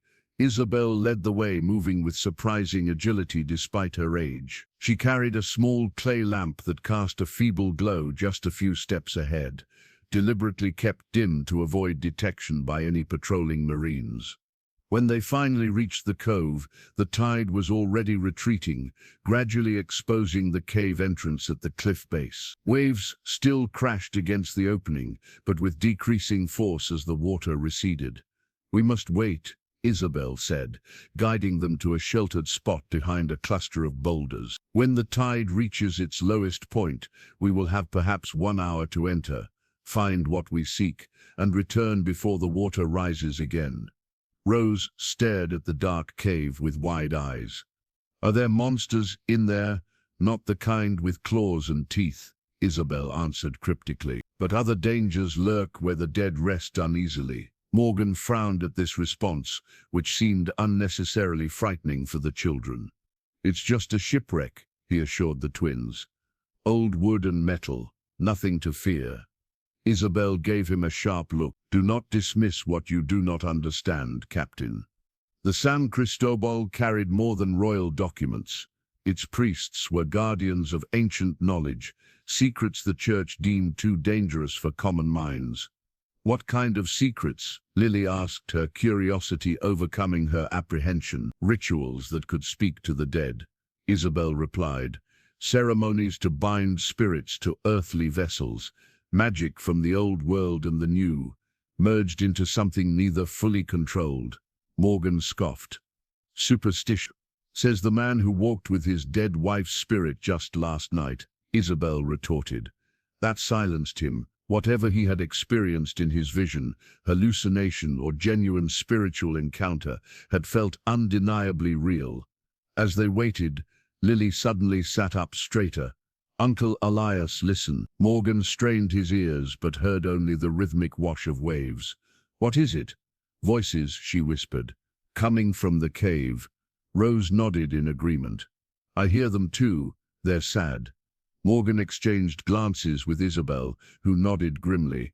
"The Cave of Whispers earns its name honestly. Only the pure of heart and intention can hear its voices clearly. Children often perceive what adults cannot." "What are they saying?" Morgan asked the twins. The girls listened intently, their expressions identically solemn. "They're waiting," Rose finally said. "They've been waiting a long time." "For what?" Morgan pressed. "For justice," Lily answered simply. A chill ran down Morgan's spine despite the warm night air. He'd spent his entire adult life seeking vengeance, calling it justice. Was there truly a difference, or merely a more palatable name for the same dark impulse? "The tide has reached its lowest point," Isabel announced, rising from their hiding place. "We must go now." They approached the cave entrance, which now stood fully exposed, a gaping wound in the cliff face. Isabel lit the torches Morgan had prepared, handing one to him while keeping the other. The flickering light revealed a narrow passage that descended steeply into darkness. "Stay between us," Morgan instructed the twins. "Hold hands and follow Isabel closely. I'll guard our rear." The passage was treacherous, slick with seaweed and slime. The twins moved carefully, their small bodies better suited to the confined space than Morgan's broad-shouldered frame. The torch smoke curled against the low ceiling, creating ghostly shapes that seemed to dance in the wavering light. As they ventured deeper, the sound became unmistakable, a low, continuous murmur, like dozens of voices speaking simultaneously just below the threshold of comprehension. Morgan's rational mind told him it was merely water echoing through the cave system, yet the hairs on his neck stood on end. The whispers, Isabel explained unnecessarily, the voices of those lost with the San Cristobal. "I don't hear anything," Morgan lied, unwilling to admit that the indistinct chorus was growing louder with each step. "You hear them," Rose contradicted, glancing back at him with those unsettlingly perceptive eyes. "You just don't want." Before Morgan could respond, the narrow passage suddenly opened into a vast chamber. Isabel raised her torch higher, revealing a breathtaking sight. They stood on a natural stone ledge, overlooking what had once been an underwater cavern, now exposed by the extreme low tide. Below them, lodged against the far wall, lay the broken remains of a Spanish galleon, its wooden hull largely intact, despite 2 centuries beneath the waves. The San Cristobal, moonlight filtered through a crack in the cavern ceiling, illuminating the wreck with an ethereal blue glow. "All these years," Morgan breathed. "A stone's throw from where sailors have passed for centuries, yet completely hidden. The island protects its secrets." Isabel said, "As do the spirits." A steep natural stairway of rock led down to the cavern floor. Isabel started down without hesitation, the twins following closely. Morgan paused at the top, an inexplicable reluctance gripping him. Something waited below, something beyond the physical remains of the shipwreck. He could feel it, a presence observing their intrusion, with neither welcome nor hostility, merely patient interest. "Uncle Elias," Lily called up to him. "Are you coming?"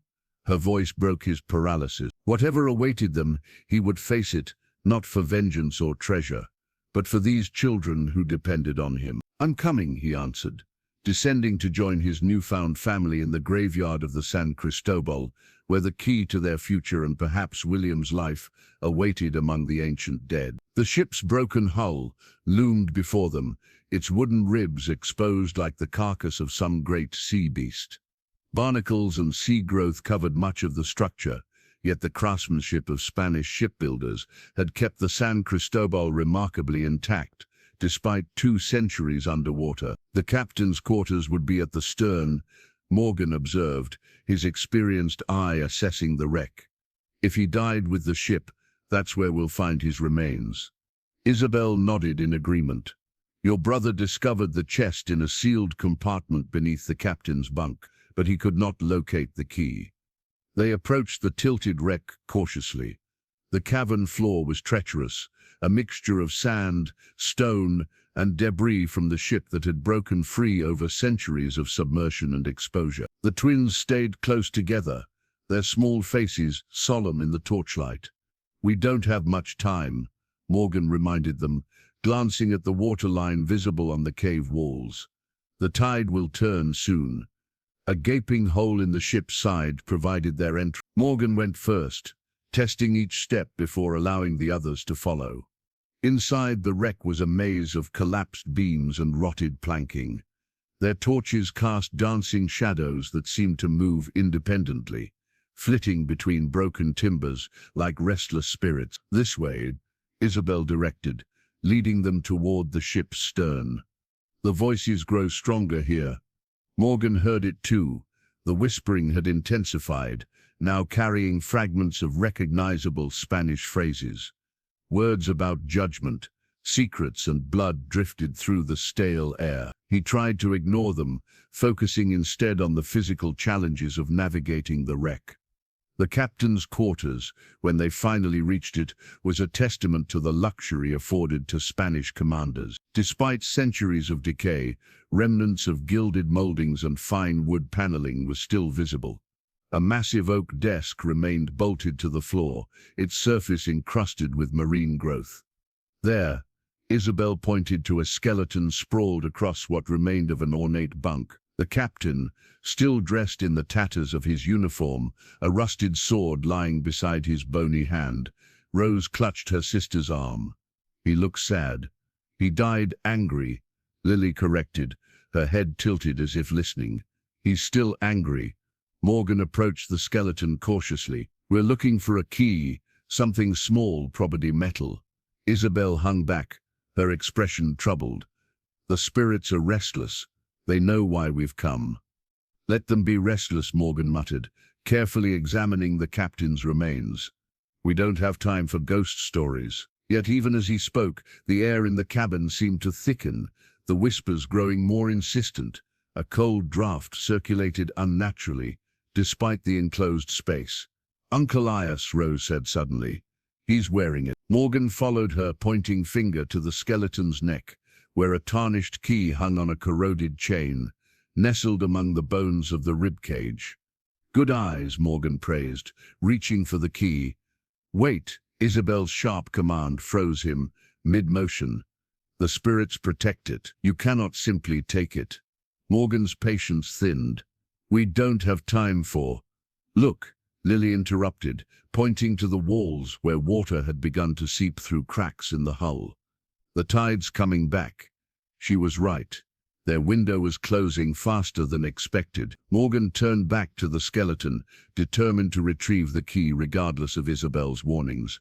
What must I do? He asked tersely. 2 bloods must join, Isabel reminded him. The prophecy was specific. Understanding dawned on Morgan. He drew his knife and, without hesitation, made a small cut across his palm. Blood welled from the wound, dark in the torchlight. Girls, he said gently, I need a small drop of blood from each of you. Just a tiny prick on your finger. The twins exchanged glances, communicating in their silent way. Then, displaying remarkable courage, they each extended a small hand. Will it hurt much? Rose asked. Just for a moment, Morgan promised. Like a splinter. With the utmost care, he used the tip of his knife to prick each girl's index finger, drawing the smallest drop of blood he could manage. They winced, but didn't cry out. Isabel approached with a small clay bowl from her pouch. Here, the bloods must mix. Morgan allowed his blood to drip into the bowl, followed by a drop from each twin. Isabel murmured words in her ancient language, then approached the skeleton. With reverent movements, she dipped her finger in the mixed blood and traced a symbol on the captain's exposed skull. The effect was immediate and chilling. The whispers ceased abruptly, replaced by a silence so complete it seemed to press against their ears. Then, a single voice, deep, resonant, and undeniably not of this world, spoke in archaic Spanish. La sangre reconoce la sangre. Blood recognizes blood. The skeleton's bony fingers, which had been clutched around the sword hilt, gradually relaxed. The chain holding the key seemed to loosen of its own accord. Now you may take it, Isabel whispered. The captain acknowledges your right. Try.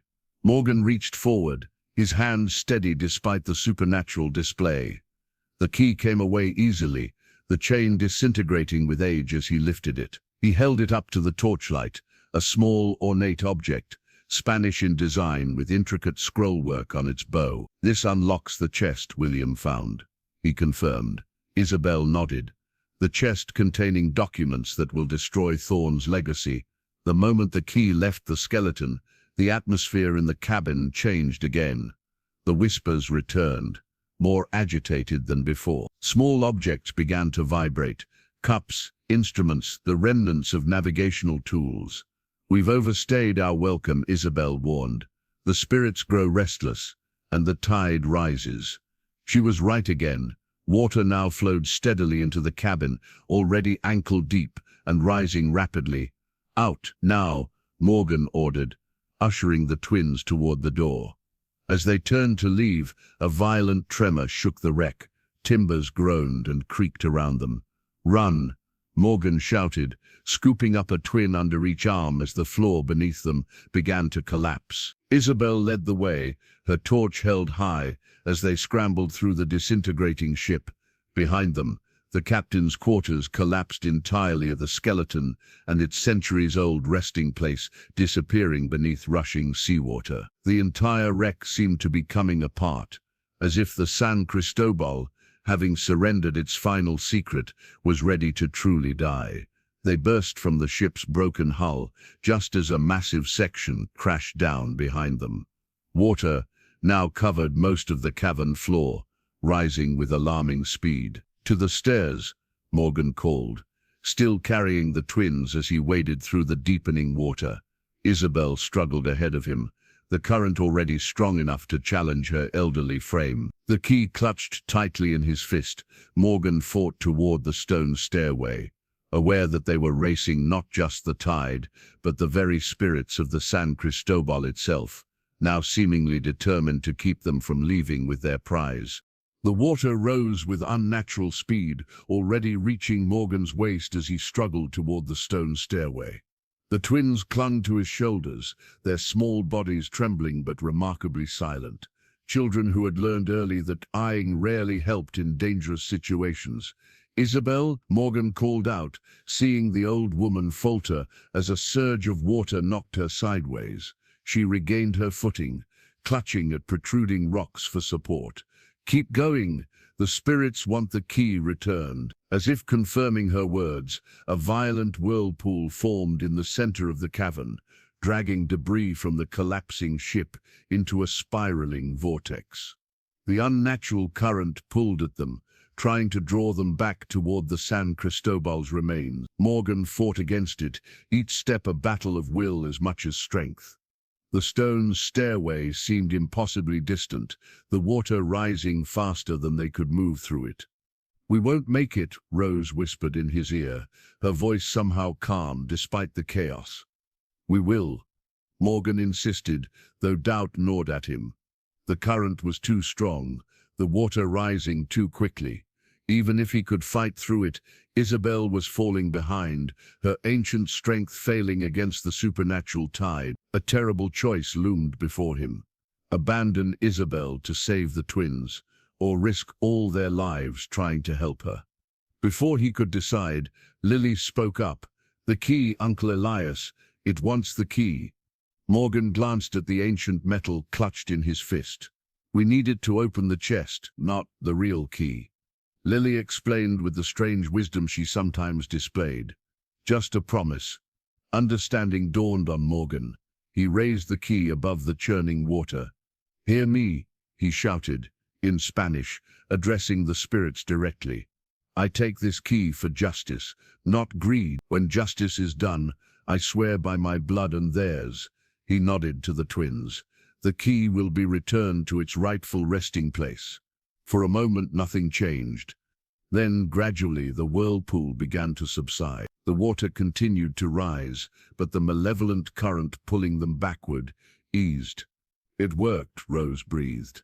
"Hurry," Isabel urged, catching up to them. "They have granted a reprieve, not forgiveness." They reached the stone stairs just as the water rose to Morgan's chest. With a final surge of strength, he lifted the twins onto the first dry steps, then helped Isabel up before pulling himself from the flood. They climbed rapidly, not stopping until they reached the ledge where they'd first entered the cavern. Below them, the San Cristobal had vanished completely beneath the rising tide, taking with it any evidence of their visit, save for the key Morgan still clutched tightly. "We need to leave quickly," Isabel said, already moving toward the exit tunnel. "The tide will soon block our escape." Sure enough, water already lapped at the tunnel entrance. They hurried through, the twins leading the way with their smaller frames, followed by Isabel. Morgan came last, forced to crouch low as the tunnel ceiling descended. By the time they reached the halfway point, they were wading through knee-deep water. "Almost there," Morgan encouraged, seeing a faint glimmer of starlight ahead where the tunnel opened onto the beach. They emerged into the cove just as a wave crashed into the tunnel behind them, effectively sealing it until the next extreme low tide. The night remained dark, the new moon providing no illumination beyond the distant star. Their torches had been extinguished in the flood, leaving them in near total darkness. "We did it," Morgan said, allowing himself a moment of relief as he checked the twins for injuries. Finding only minor scrapes, he turned to Isabel. Now we need to find William's chest. Dawn approaches, Isabel observed, looking to the faintly lightening eastern horizon. And with it, Thorne's men will discover our deception. Morgan nodded grimly. Then we have little time. Where would William have hidden the chest? Not hidden, Isabel corrected. Secured. He left it with someone he trusted in Port Royal, a locksmith named Farley, who promised to guard it until his return. Port Royal? Morgan's heart sank. That's Thorne's base of operations. How are we supposed to reach it? The same way your brother did, Isabel replied. There are those who oppose Thorne quietly. Smugglers, honest merchants he's ruined, families of sailors he's condemned. A network of resistance operates throughout these islands. Rose tugged at Morgan's sleeve. Uncle Elias, someone's coming. Morgan tensed, turning toward where she pointed. A flicker of light approached along the beach, a lantern, bobbing with the movement of its carrier. He hushed the twins behind him, drawing his knife. Stay back, he warned. Could be Thorne's men. But Isabel stepped forward, peering into the darkness. No, she said, with quiet certainty. It's someone else. The lantern drew closer, revealing a small rowboat pulled up on the shore. Its occupant approached cautiously.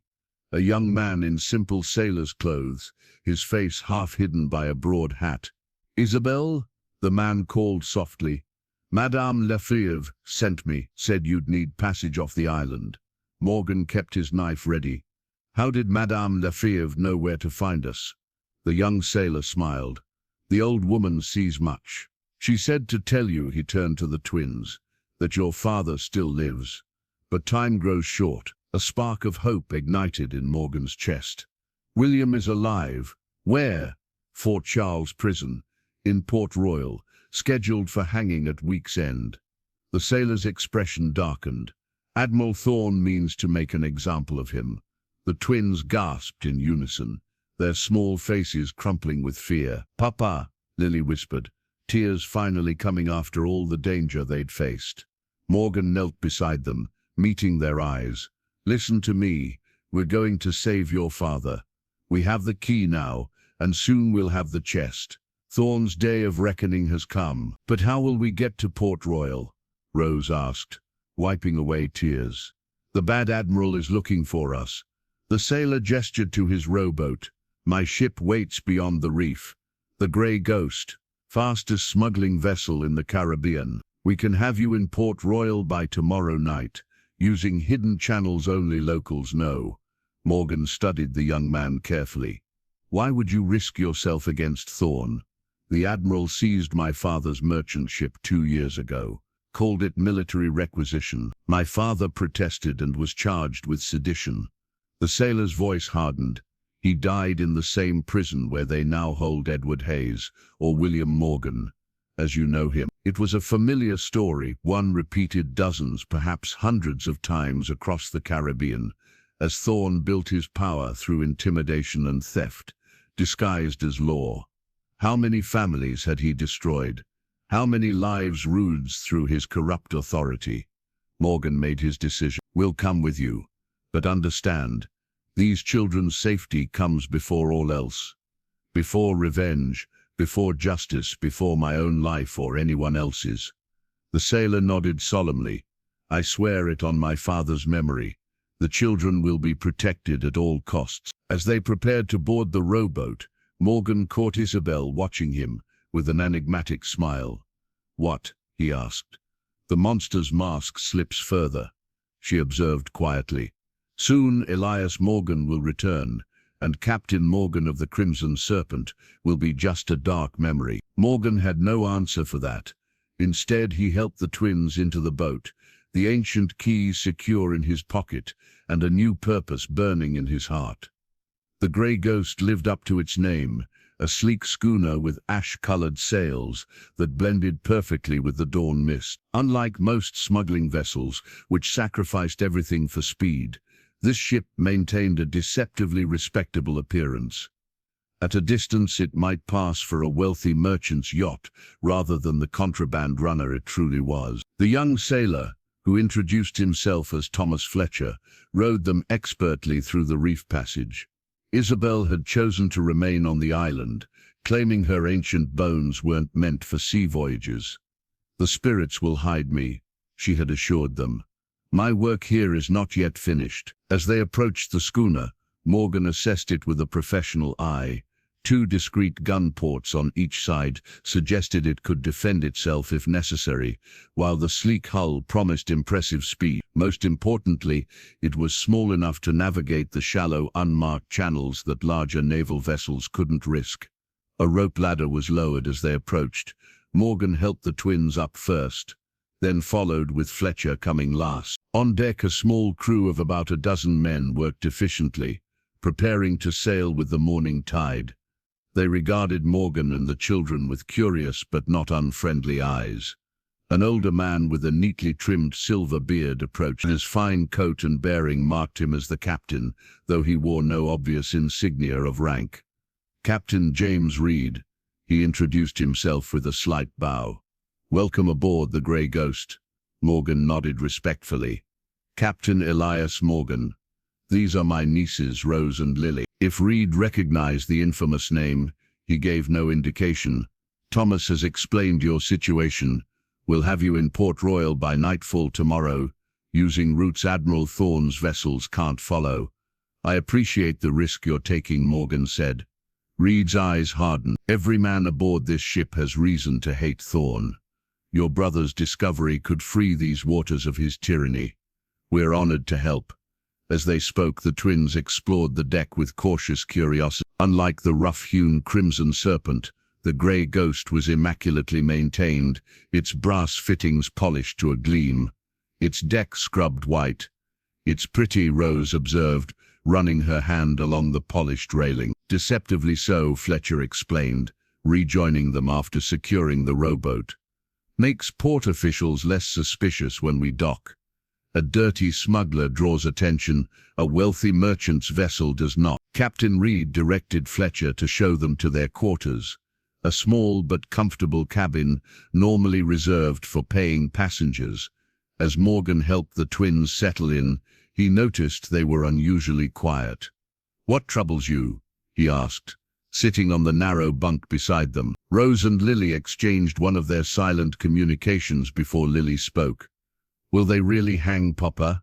The directness of the question struck Morgan like a physical blow. These children had witnessed so much in their short lives: violence, death, supernatural horrors, yet maintained an innocence that tore at his heart.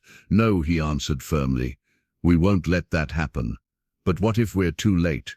Rose pressed. "What if the bad admiral hurts him before we arrive?" Morgan considered his response carefully. False reassurances would ring hollow to children who understood danger all too well. "Your father is strong and clever," he said finally. "He's survived 15 years with Thorne hunting him. He'll hold on until we reach him. Promise?" Lily's small face was so like Catherine's that Morgan felt a physical ache in his chest. "I promise to do everything in my power," he replied honestly. "Now try to rest. We have a difficult journey ahead." Once the twins had finally drifted to sleep, Morgan returned to the deck where Captain Reed stood at the helm, guiding the Grey Ghost through the morning mist. "Remarkable children," Reed commented as Morgan joined him. "They've endured what would break many grown men." "They're survivors," Morgan agreed. "Like their father." Reed studied him thoughtfully. "And like their uncle, if the stories are true.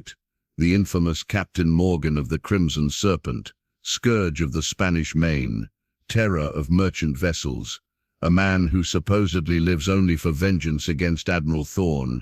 Morgan's hand instinctively moved to his knife. Reed noticed, but didn't react. "Peace, Captain. Your secrets are safe, save my vessel. We share a common enemy." "Those stories are true," Morgan admitted. "Or they were. Now I'm not certain what I am besides these children's protector." "Purpose has a way of changing a man," Reed observed. 15 years ago I was a respectable merchant captain. Then Thorne seized my largest vessel and cargo. When I protested, I was branded a smuggler. A grim smile crossed his weathered face.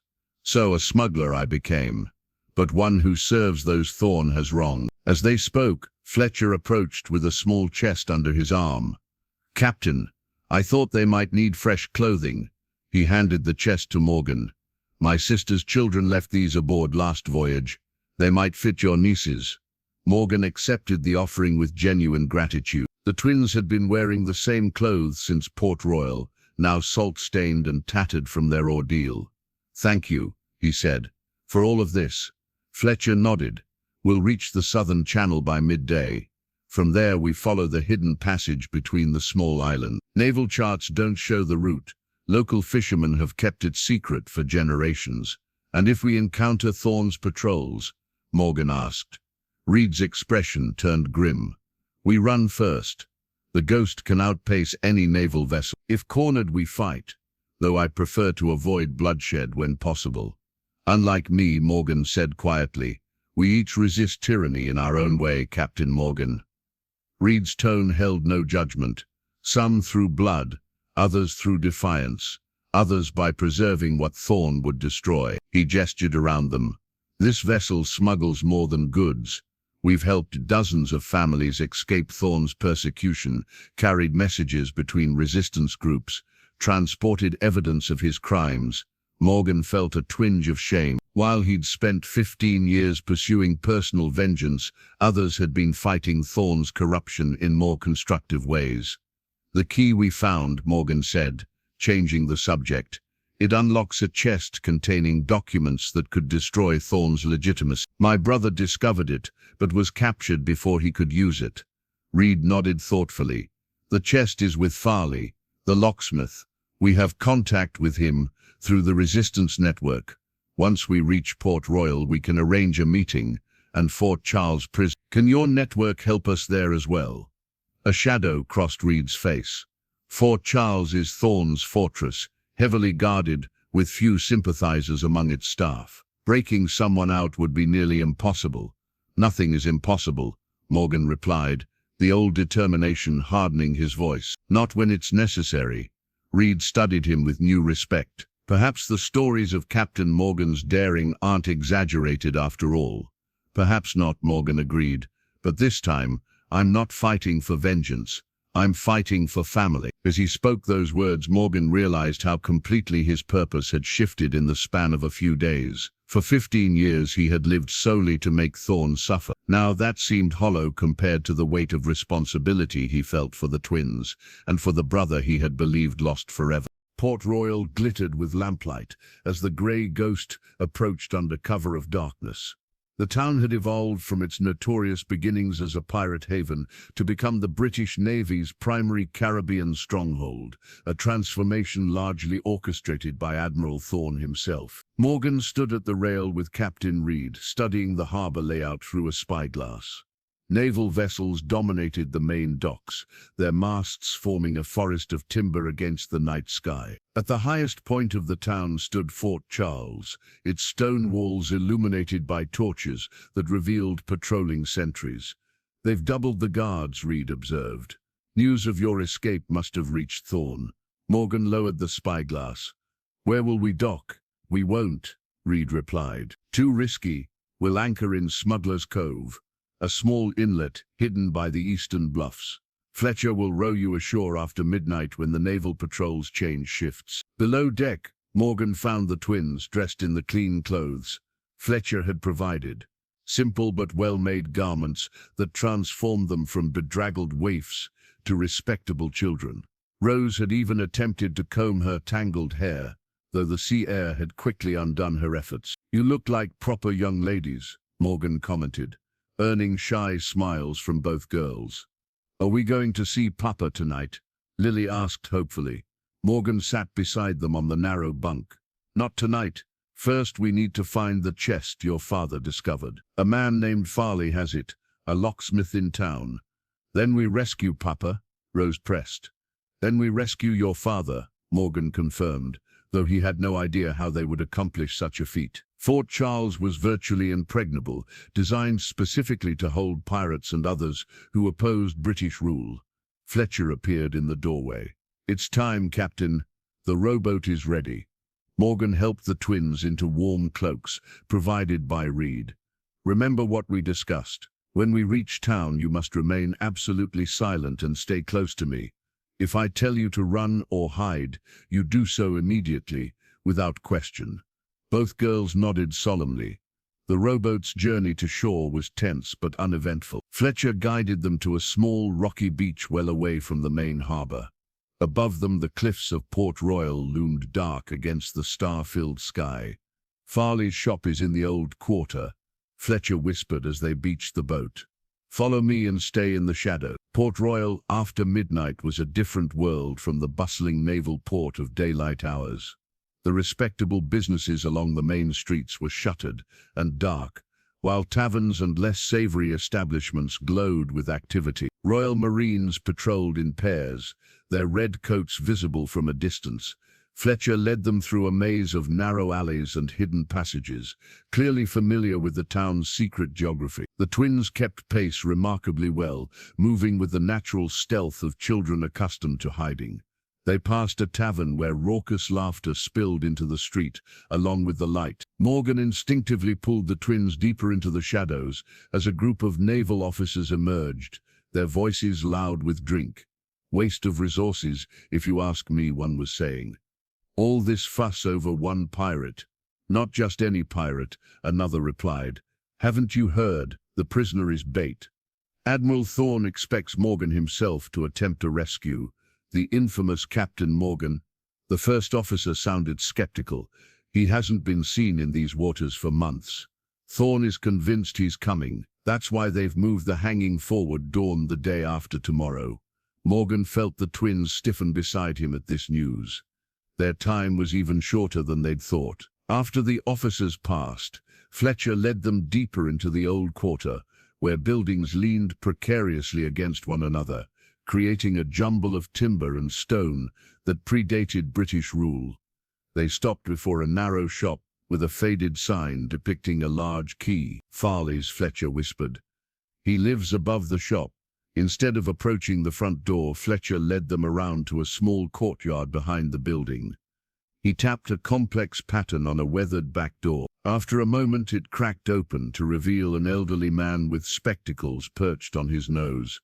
"Who calls at this ungodly hour?" the man demanded in a hushed voice. "Friends of Edward Hayes," Fletcher replied. "We've come about a chest." The old man's eyes widened as he took in Morgan and the twins. "Sweet mercy," he breathed. "You're him, aren't you? And these must be Edward's little ones." Morgan nodded. "I'm William's brother. These are his daughters." Farley opened the door wider. "Quickly, inside. The walls in Port Royal have ears, especially these days." The locksmith's backroom was cluttered with tools of his trade, locks in various states of repair, keys hanging from hooks, delicate instruments laid out on a workbench. A single lantern provided minimal illumination. "I'd been expecting someone," Farley admitted once the door was securely locked behind them. "Though I must say Captain Morgan himself wasn't who I anticipated." "Where is the chest?" Morgan asked, dispensing with pleasantries. Farley gestured to a floorboard near the workbench. "Hidden." Edward was very specific. It wasn't to be touched until either he returned or someone came with the key. The old man pried up the board, revealing a small space beneath. From it he withdrew an object wrapped in oilcloth. Carefully he placed it on the workbench and unwrapped it. The chest was smaller than Morgan had expected, the size of a large book, crafted from dark wood with ornate iron bindings. Despite 2 centuries underwater, it appeared remarkably preserved, protected by whatever sealant the Spanish had applied before its ill-fated voyage. Most prominently, an elaborate lock mechanism adorned its front, clearly designed to resist tampering. "I've never seen craftsmanship like it," Farley admitted. "I could work a lifetime and not break that lock without damaging what's inside." Morgan withdrew the ancient key from his pocket. It caught the lantern light, the ornate scrollwork on its bow matching the decorative elements of the chest's lock. Rose stepped forward, touching the chest reverently. This will save Papa. If what's inside is what we believe, Morgan replied, it will destroy the man who hunts him. Lily looked up at him with solemn eyes. Then open it, Uncle Elias. With the twins watching intently, Morgan inserted the key into the lock. 2 centuries of corrosion made the mechanism resistant, but with careful pressure, it finally turned with a definitive click. The moment of truth had arrived. The chest opened with a soft creak of ancient hinges. Inside, wrapped in oilcloth that had preserved it through centuries underwater, lay a leather portfolio embossed with the royal seal of Spain. Morgan carefully lifted it out, placing it on Farley's workbench. The documents, he breathed, untying the leather cords that bound the portfolio. Inside were parchments covered in elaborate Spanish script, official records bearing multiple wax seals and signatures. Though Morgan couldn't read all the text, certain names stood out clearly. Thorne, Greaves, San Cristobal. Farley adjusted his spectacles, leaning closer. These appear to be royal decrees and ship manifests. This one, he pointed to a document with particularly ornate calligraphy, is a list of passengers and their positions. Morgan scanned the names until he found it.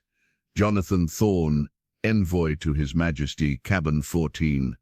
And below that, listed as a common sailor, Samuel Greaves, deckhand. The proof, Morgan said quietly. Thorne's grandfather wasn't Jonathan Thorne at all. He was Samuel Greaves, a common sailor who stole a dead nobleman's identity, meaning the current Admiral Thorne has no legitimate claim to his title, lands or position.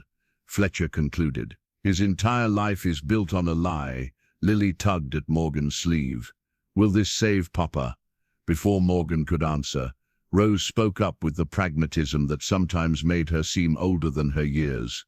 Papers don't unlock prison doors. No, Morgan agreed, but they might give us leverage. An idea was forming, dangerous, possibly foolish, but perhaps their only chance. Fletcher, can you get a message to Captain Reed? I need the Grey Ghost ready to sail at a moment's notice. Fletcher nodded. What's your plan? A trade, Morgan said, carefully returning the documents to their portfolio. Thorne's secret for William's freedom. You think he'll deal? Farley asked skeptically. He won't have a choice.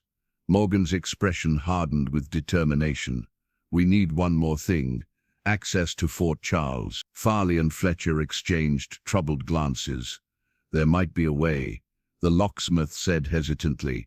The fort requires regular maintenance of its locks and mechanisms. I'm scheduled to inspect the cells tomorrow morning. Perfect, Morgan decided. I'll go in your place. The guards know me, Farley objected. They know an old locksmith, Morgan countered. With the right disguise, they'll see what they expect to see. By dawn, the plan was set.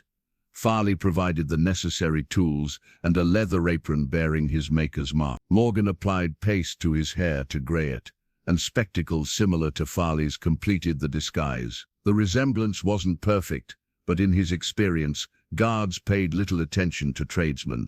What about us? Rose asked, as Morgan prepared to leave. You'll stay here with Farley until I return with your father, Morgan told them. No, Lily said with surprising firmness. We want to help rescue Papa. Morgan knelt to their level. It's too dangerous. If something goes wrong, we're not afraid. Rose interrupted. We've been in danger before. Please, Uncle Elias, Lily pleaded. Papa would come for us. We should go for him. Fletcher, who had been listening, stepped forward. They might actually help, Captain. Guards are less suspicious of a tradesman accompanied by children, makes you appear more harmless. Morgan considered this. The twins had proven remarkably resourceful and brave throughout their journey, and something told him they would find a way to follow even if he refused. Very well, he conceded, but you must follow every instruction without question. Your father would never forgive me if harm came to you. Within the hour, they set off toward Fort Charles. Morgan disguised as Farley, the twins dressed as respectable children, accompanying their grandfather to work. The portfolio containing Thorne's damning secret was secured inside the locksmith tool bag. Fort Charles loomed above Port Royal like a stone giant. Its massive gate was guarded by Royal Marines, who scrutinized all who entered. Morgan approached with deliberate stoop and aged gait. "Locksmith," he muttered in a passable imitation of Farley's voice, presenting the official work order, monthly inspection. The guard barely glanced at the paper. "What of the children?" "My grandchildren," Morgan explained. "Their mother's ill. No one to watch them." The guard frowned but waved them through, just as Fletcher had predicted. The presence of children had reduced suspicion rather than increasing it. Inside the fort was a maze of corridors and checkpoints. Morgan followed Farley's detailed instructions, heading toward the prison block where William was being held. The twins stayed close, their eyes wide as they took in the forbidding stone walls and armed guards. At the prison entrance they faced another checkpoint. This guard was more attentive, studying the work order carefully. "You're not Farley," he said suddenly, eyes narrowing. "I know the old man." Morgan's hand moved subtly toward the knife concealed beneath his apron. "Apprentice," he explained. Farley's hands shake too much for the delicate work now. The guard remained suspicious. "Wait here, I'll verify this." As he turned toward the guard room, Lily suddenly stumbled forward, colliding with the guard and bursting into tears. "I'm sorry, sir," she wailed. "I tripped, please don't be angry." The guard, momentarily flustered by the crying child, awkwardly patted her shoulder. "There now, no harm done. Just be more careful." While his attention was diverted, Rose had slipped behind him and extracted the ring of keys from his belt, with the deftness of a practiced pickpocket. She passed them to Morgan with a barely perceptible movement. "Come along, children," Morgan said gruffly. "The guard is busy." Using the distraction, he ushered them through the door into the prison block. Once inside, Rose handed him the keys with a small smile. "Papa taught us," she explained simply. The prison cells lined a narrow corridor, most empty. At the far end, a solitary guard dozed at his post. Morgan approached silently, the twins following like shadows. One quick movement rendered the guard unconscious without a sound. "Which cell?" Morgan whispered. Rose pointed to the last door. "I can feel him." Morgan didn't question her certainty. Using the stolen keys, he unlocked the heavy door and pushed it open. Inside, a man sat on a narrow cot, his head bowed. He looked up slowly, his face gaunt, but his eyes, Morgan's eyes, instantly alert. For a moment, 15 years fell away, and Morgan saw his younger brother as he had been before the Rose Serpent's last voyage. "William," he breathed. Before William could respond, the twins rushed past Morgan into the cell. "Pop!" they cried in unison, flinging themselves into their father's arms. William embraced them fiercely, his eyes meeting Morgan's over their heads, filled with questions, disbelief, and the first glimmer of hope. "Elias," he whispered, "how is this possible?" Later, Morgan said urgently, "We need to move." But as they turned to leave, a slow clapping echoed from the corridor. Admiral James Thorne stood blocking their exit, flanked by armed Marines. "Captain Morgan," he said with cold satisfaction, "how kind of you to deliver yourself to me. And you've brought the charming little fugitives as well. How convenient." Morgan pushed the twins behind him, positioning himself between them and Thorne. "This ends today, Admiral." "Indeed it does," Thorne agreed, drawing his sword. "Though not as you imagine."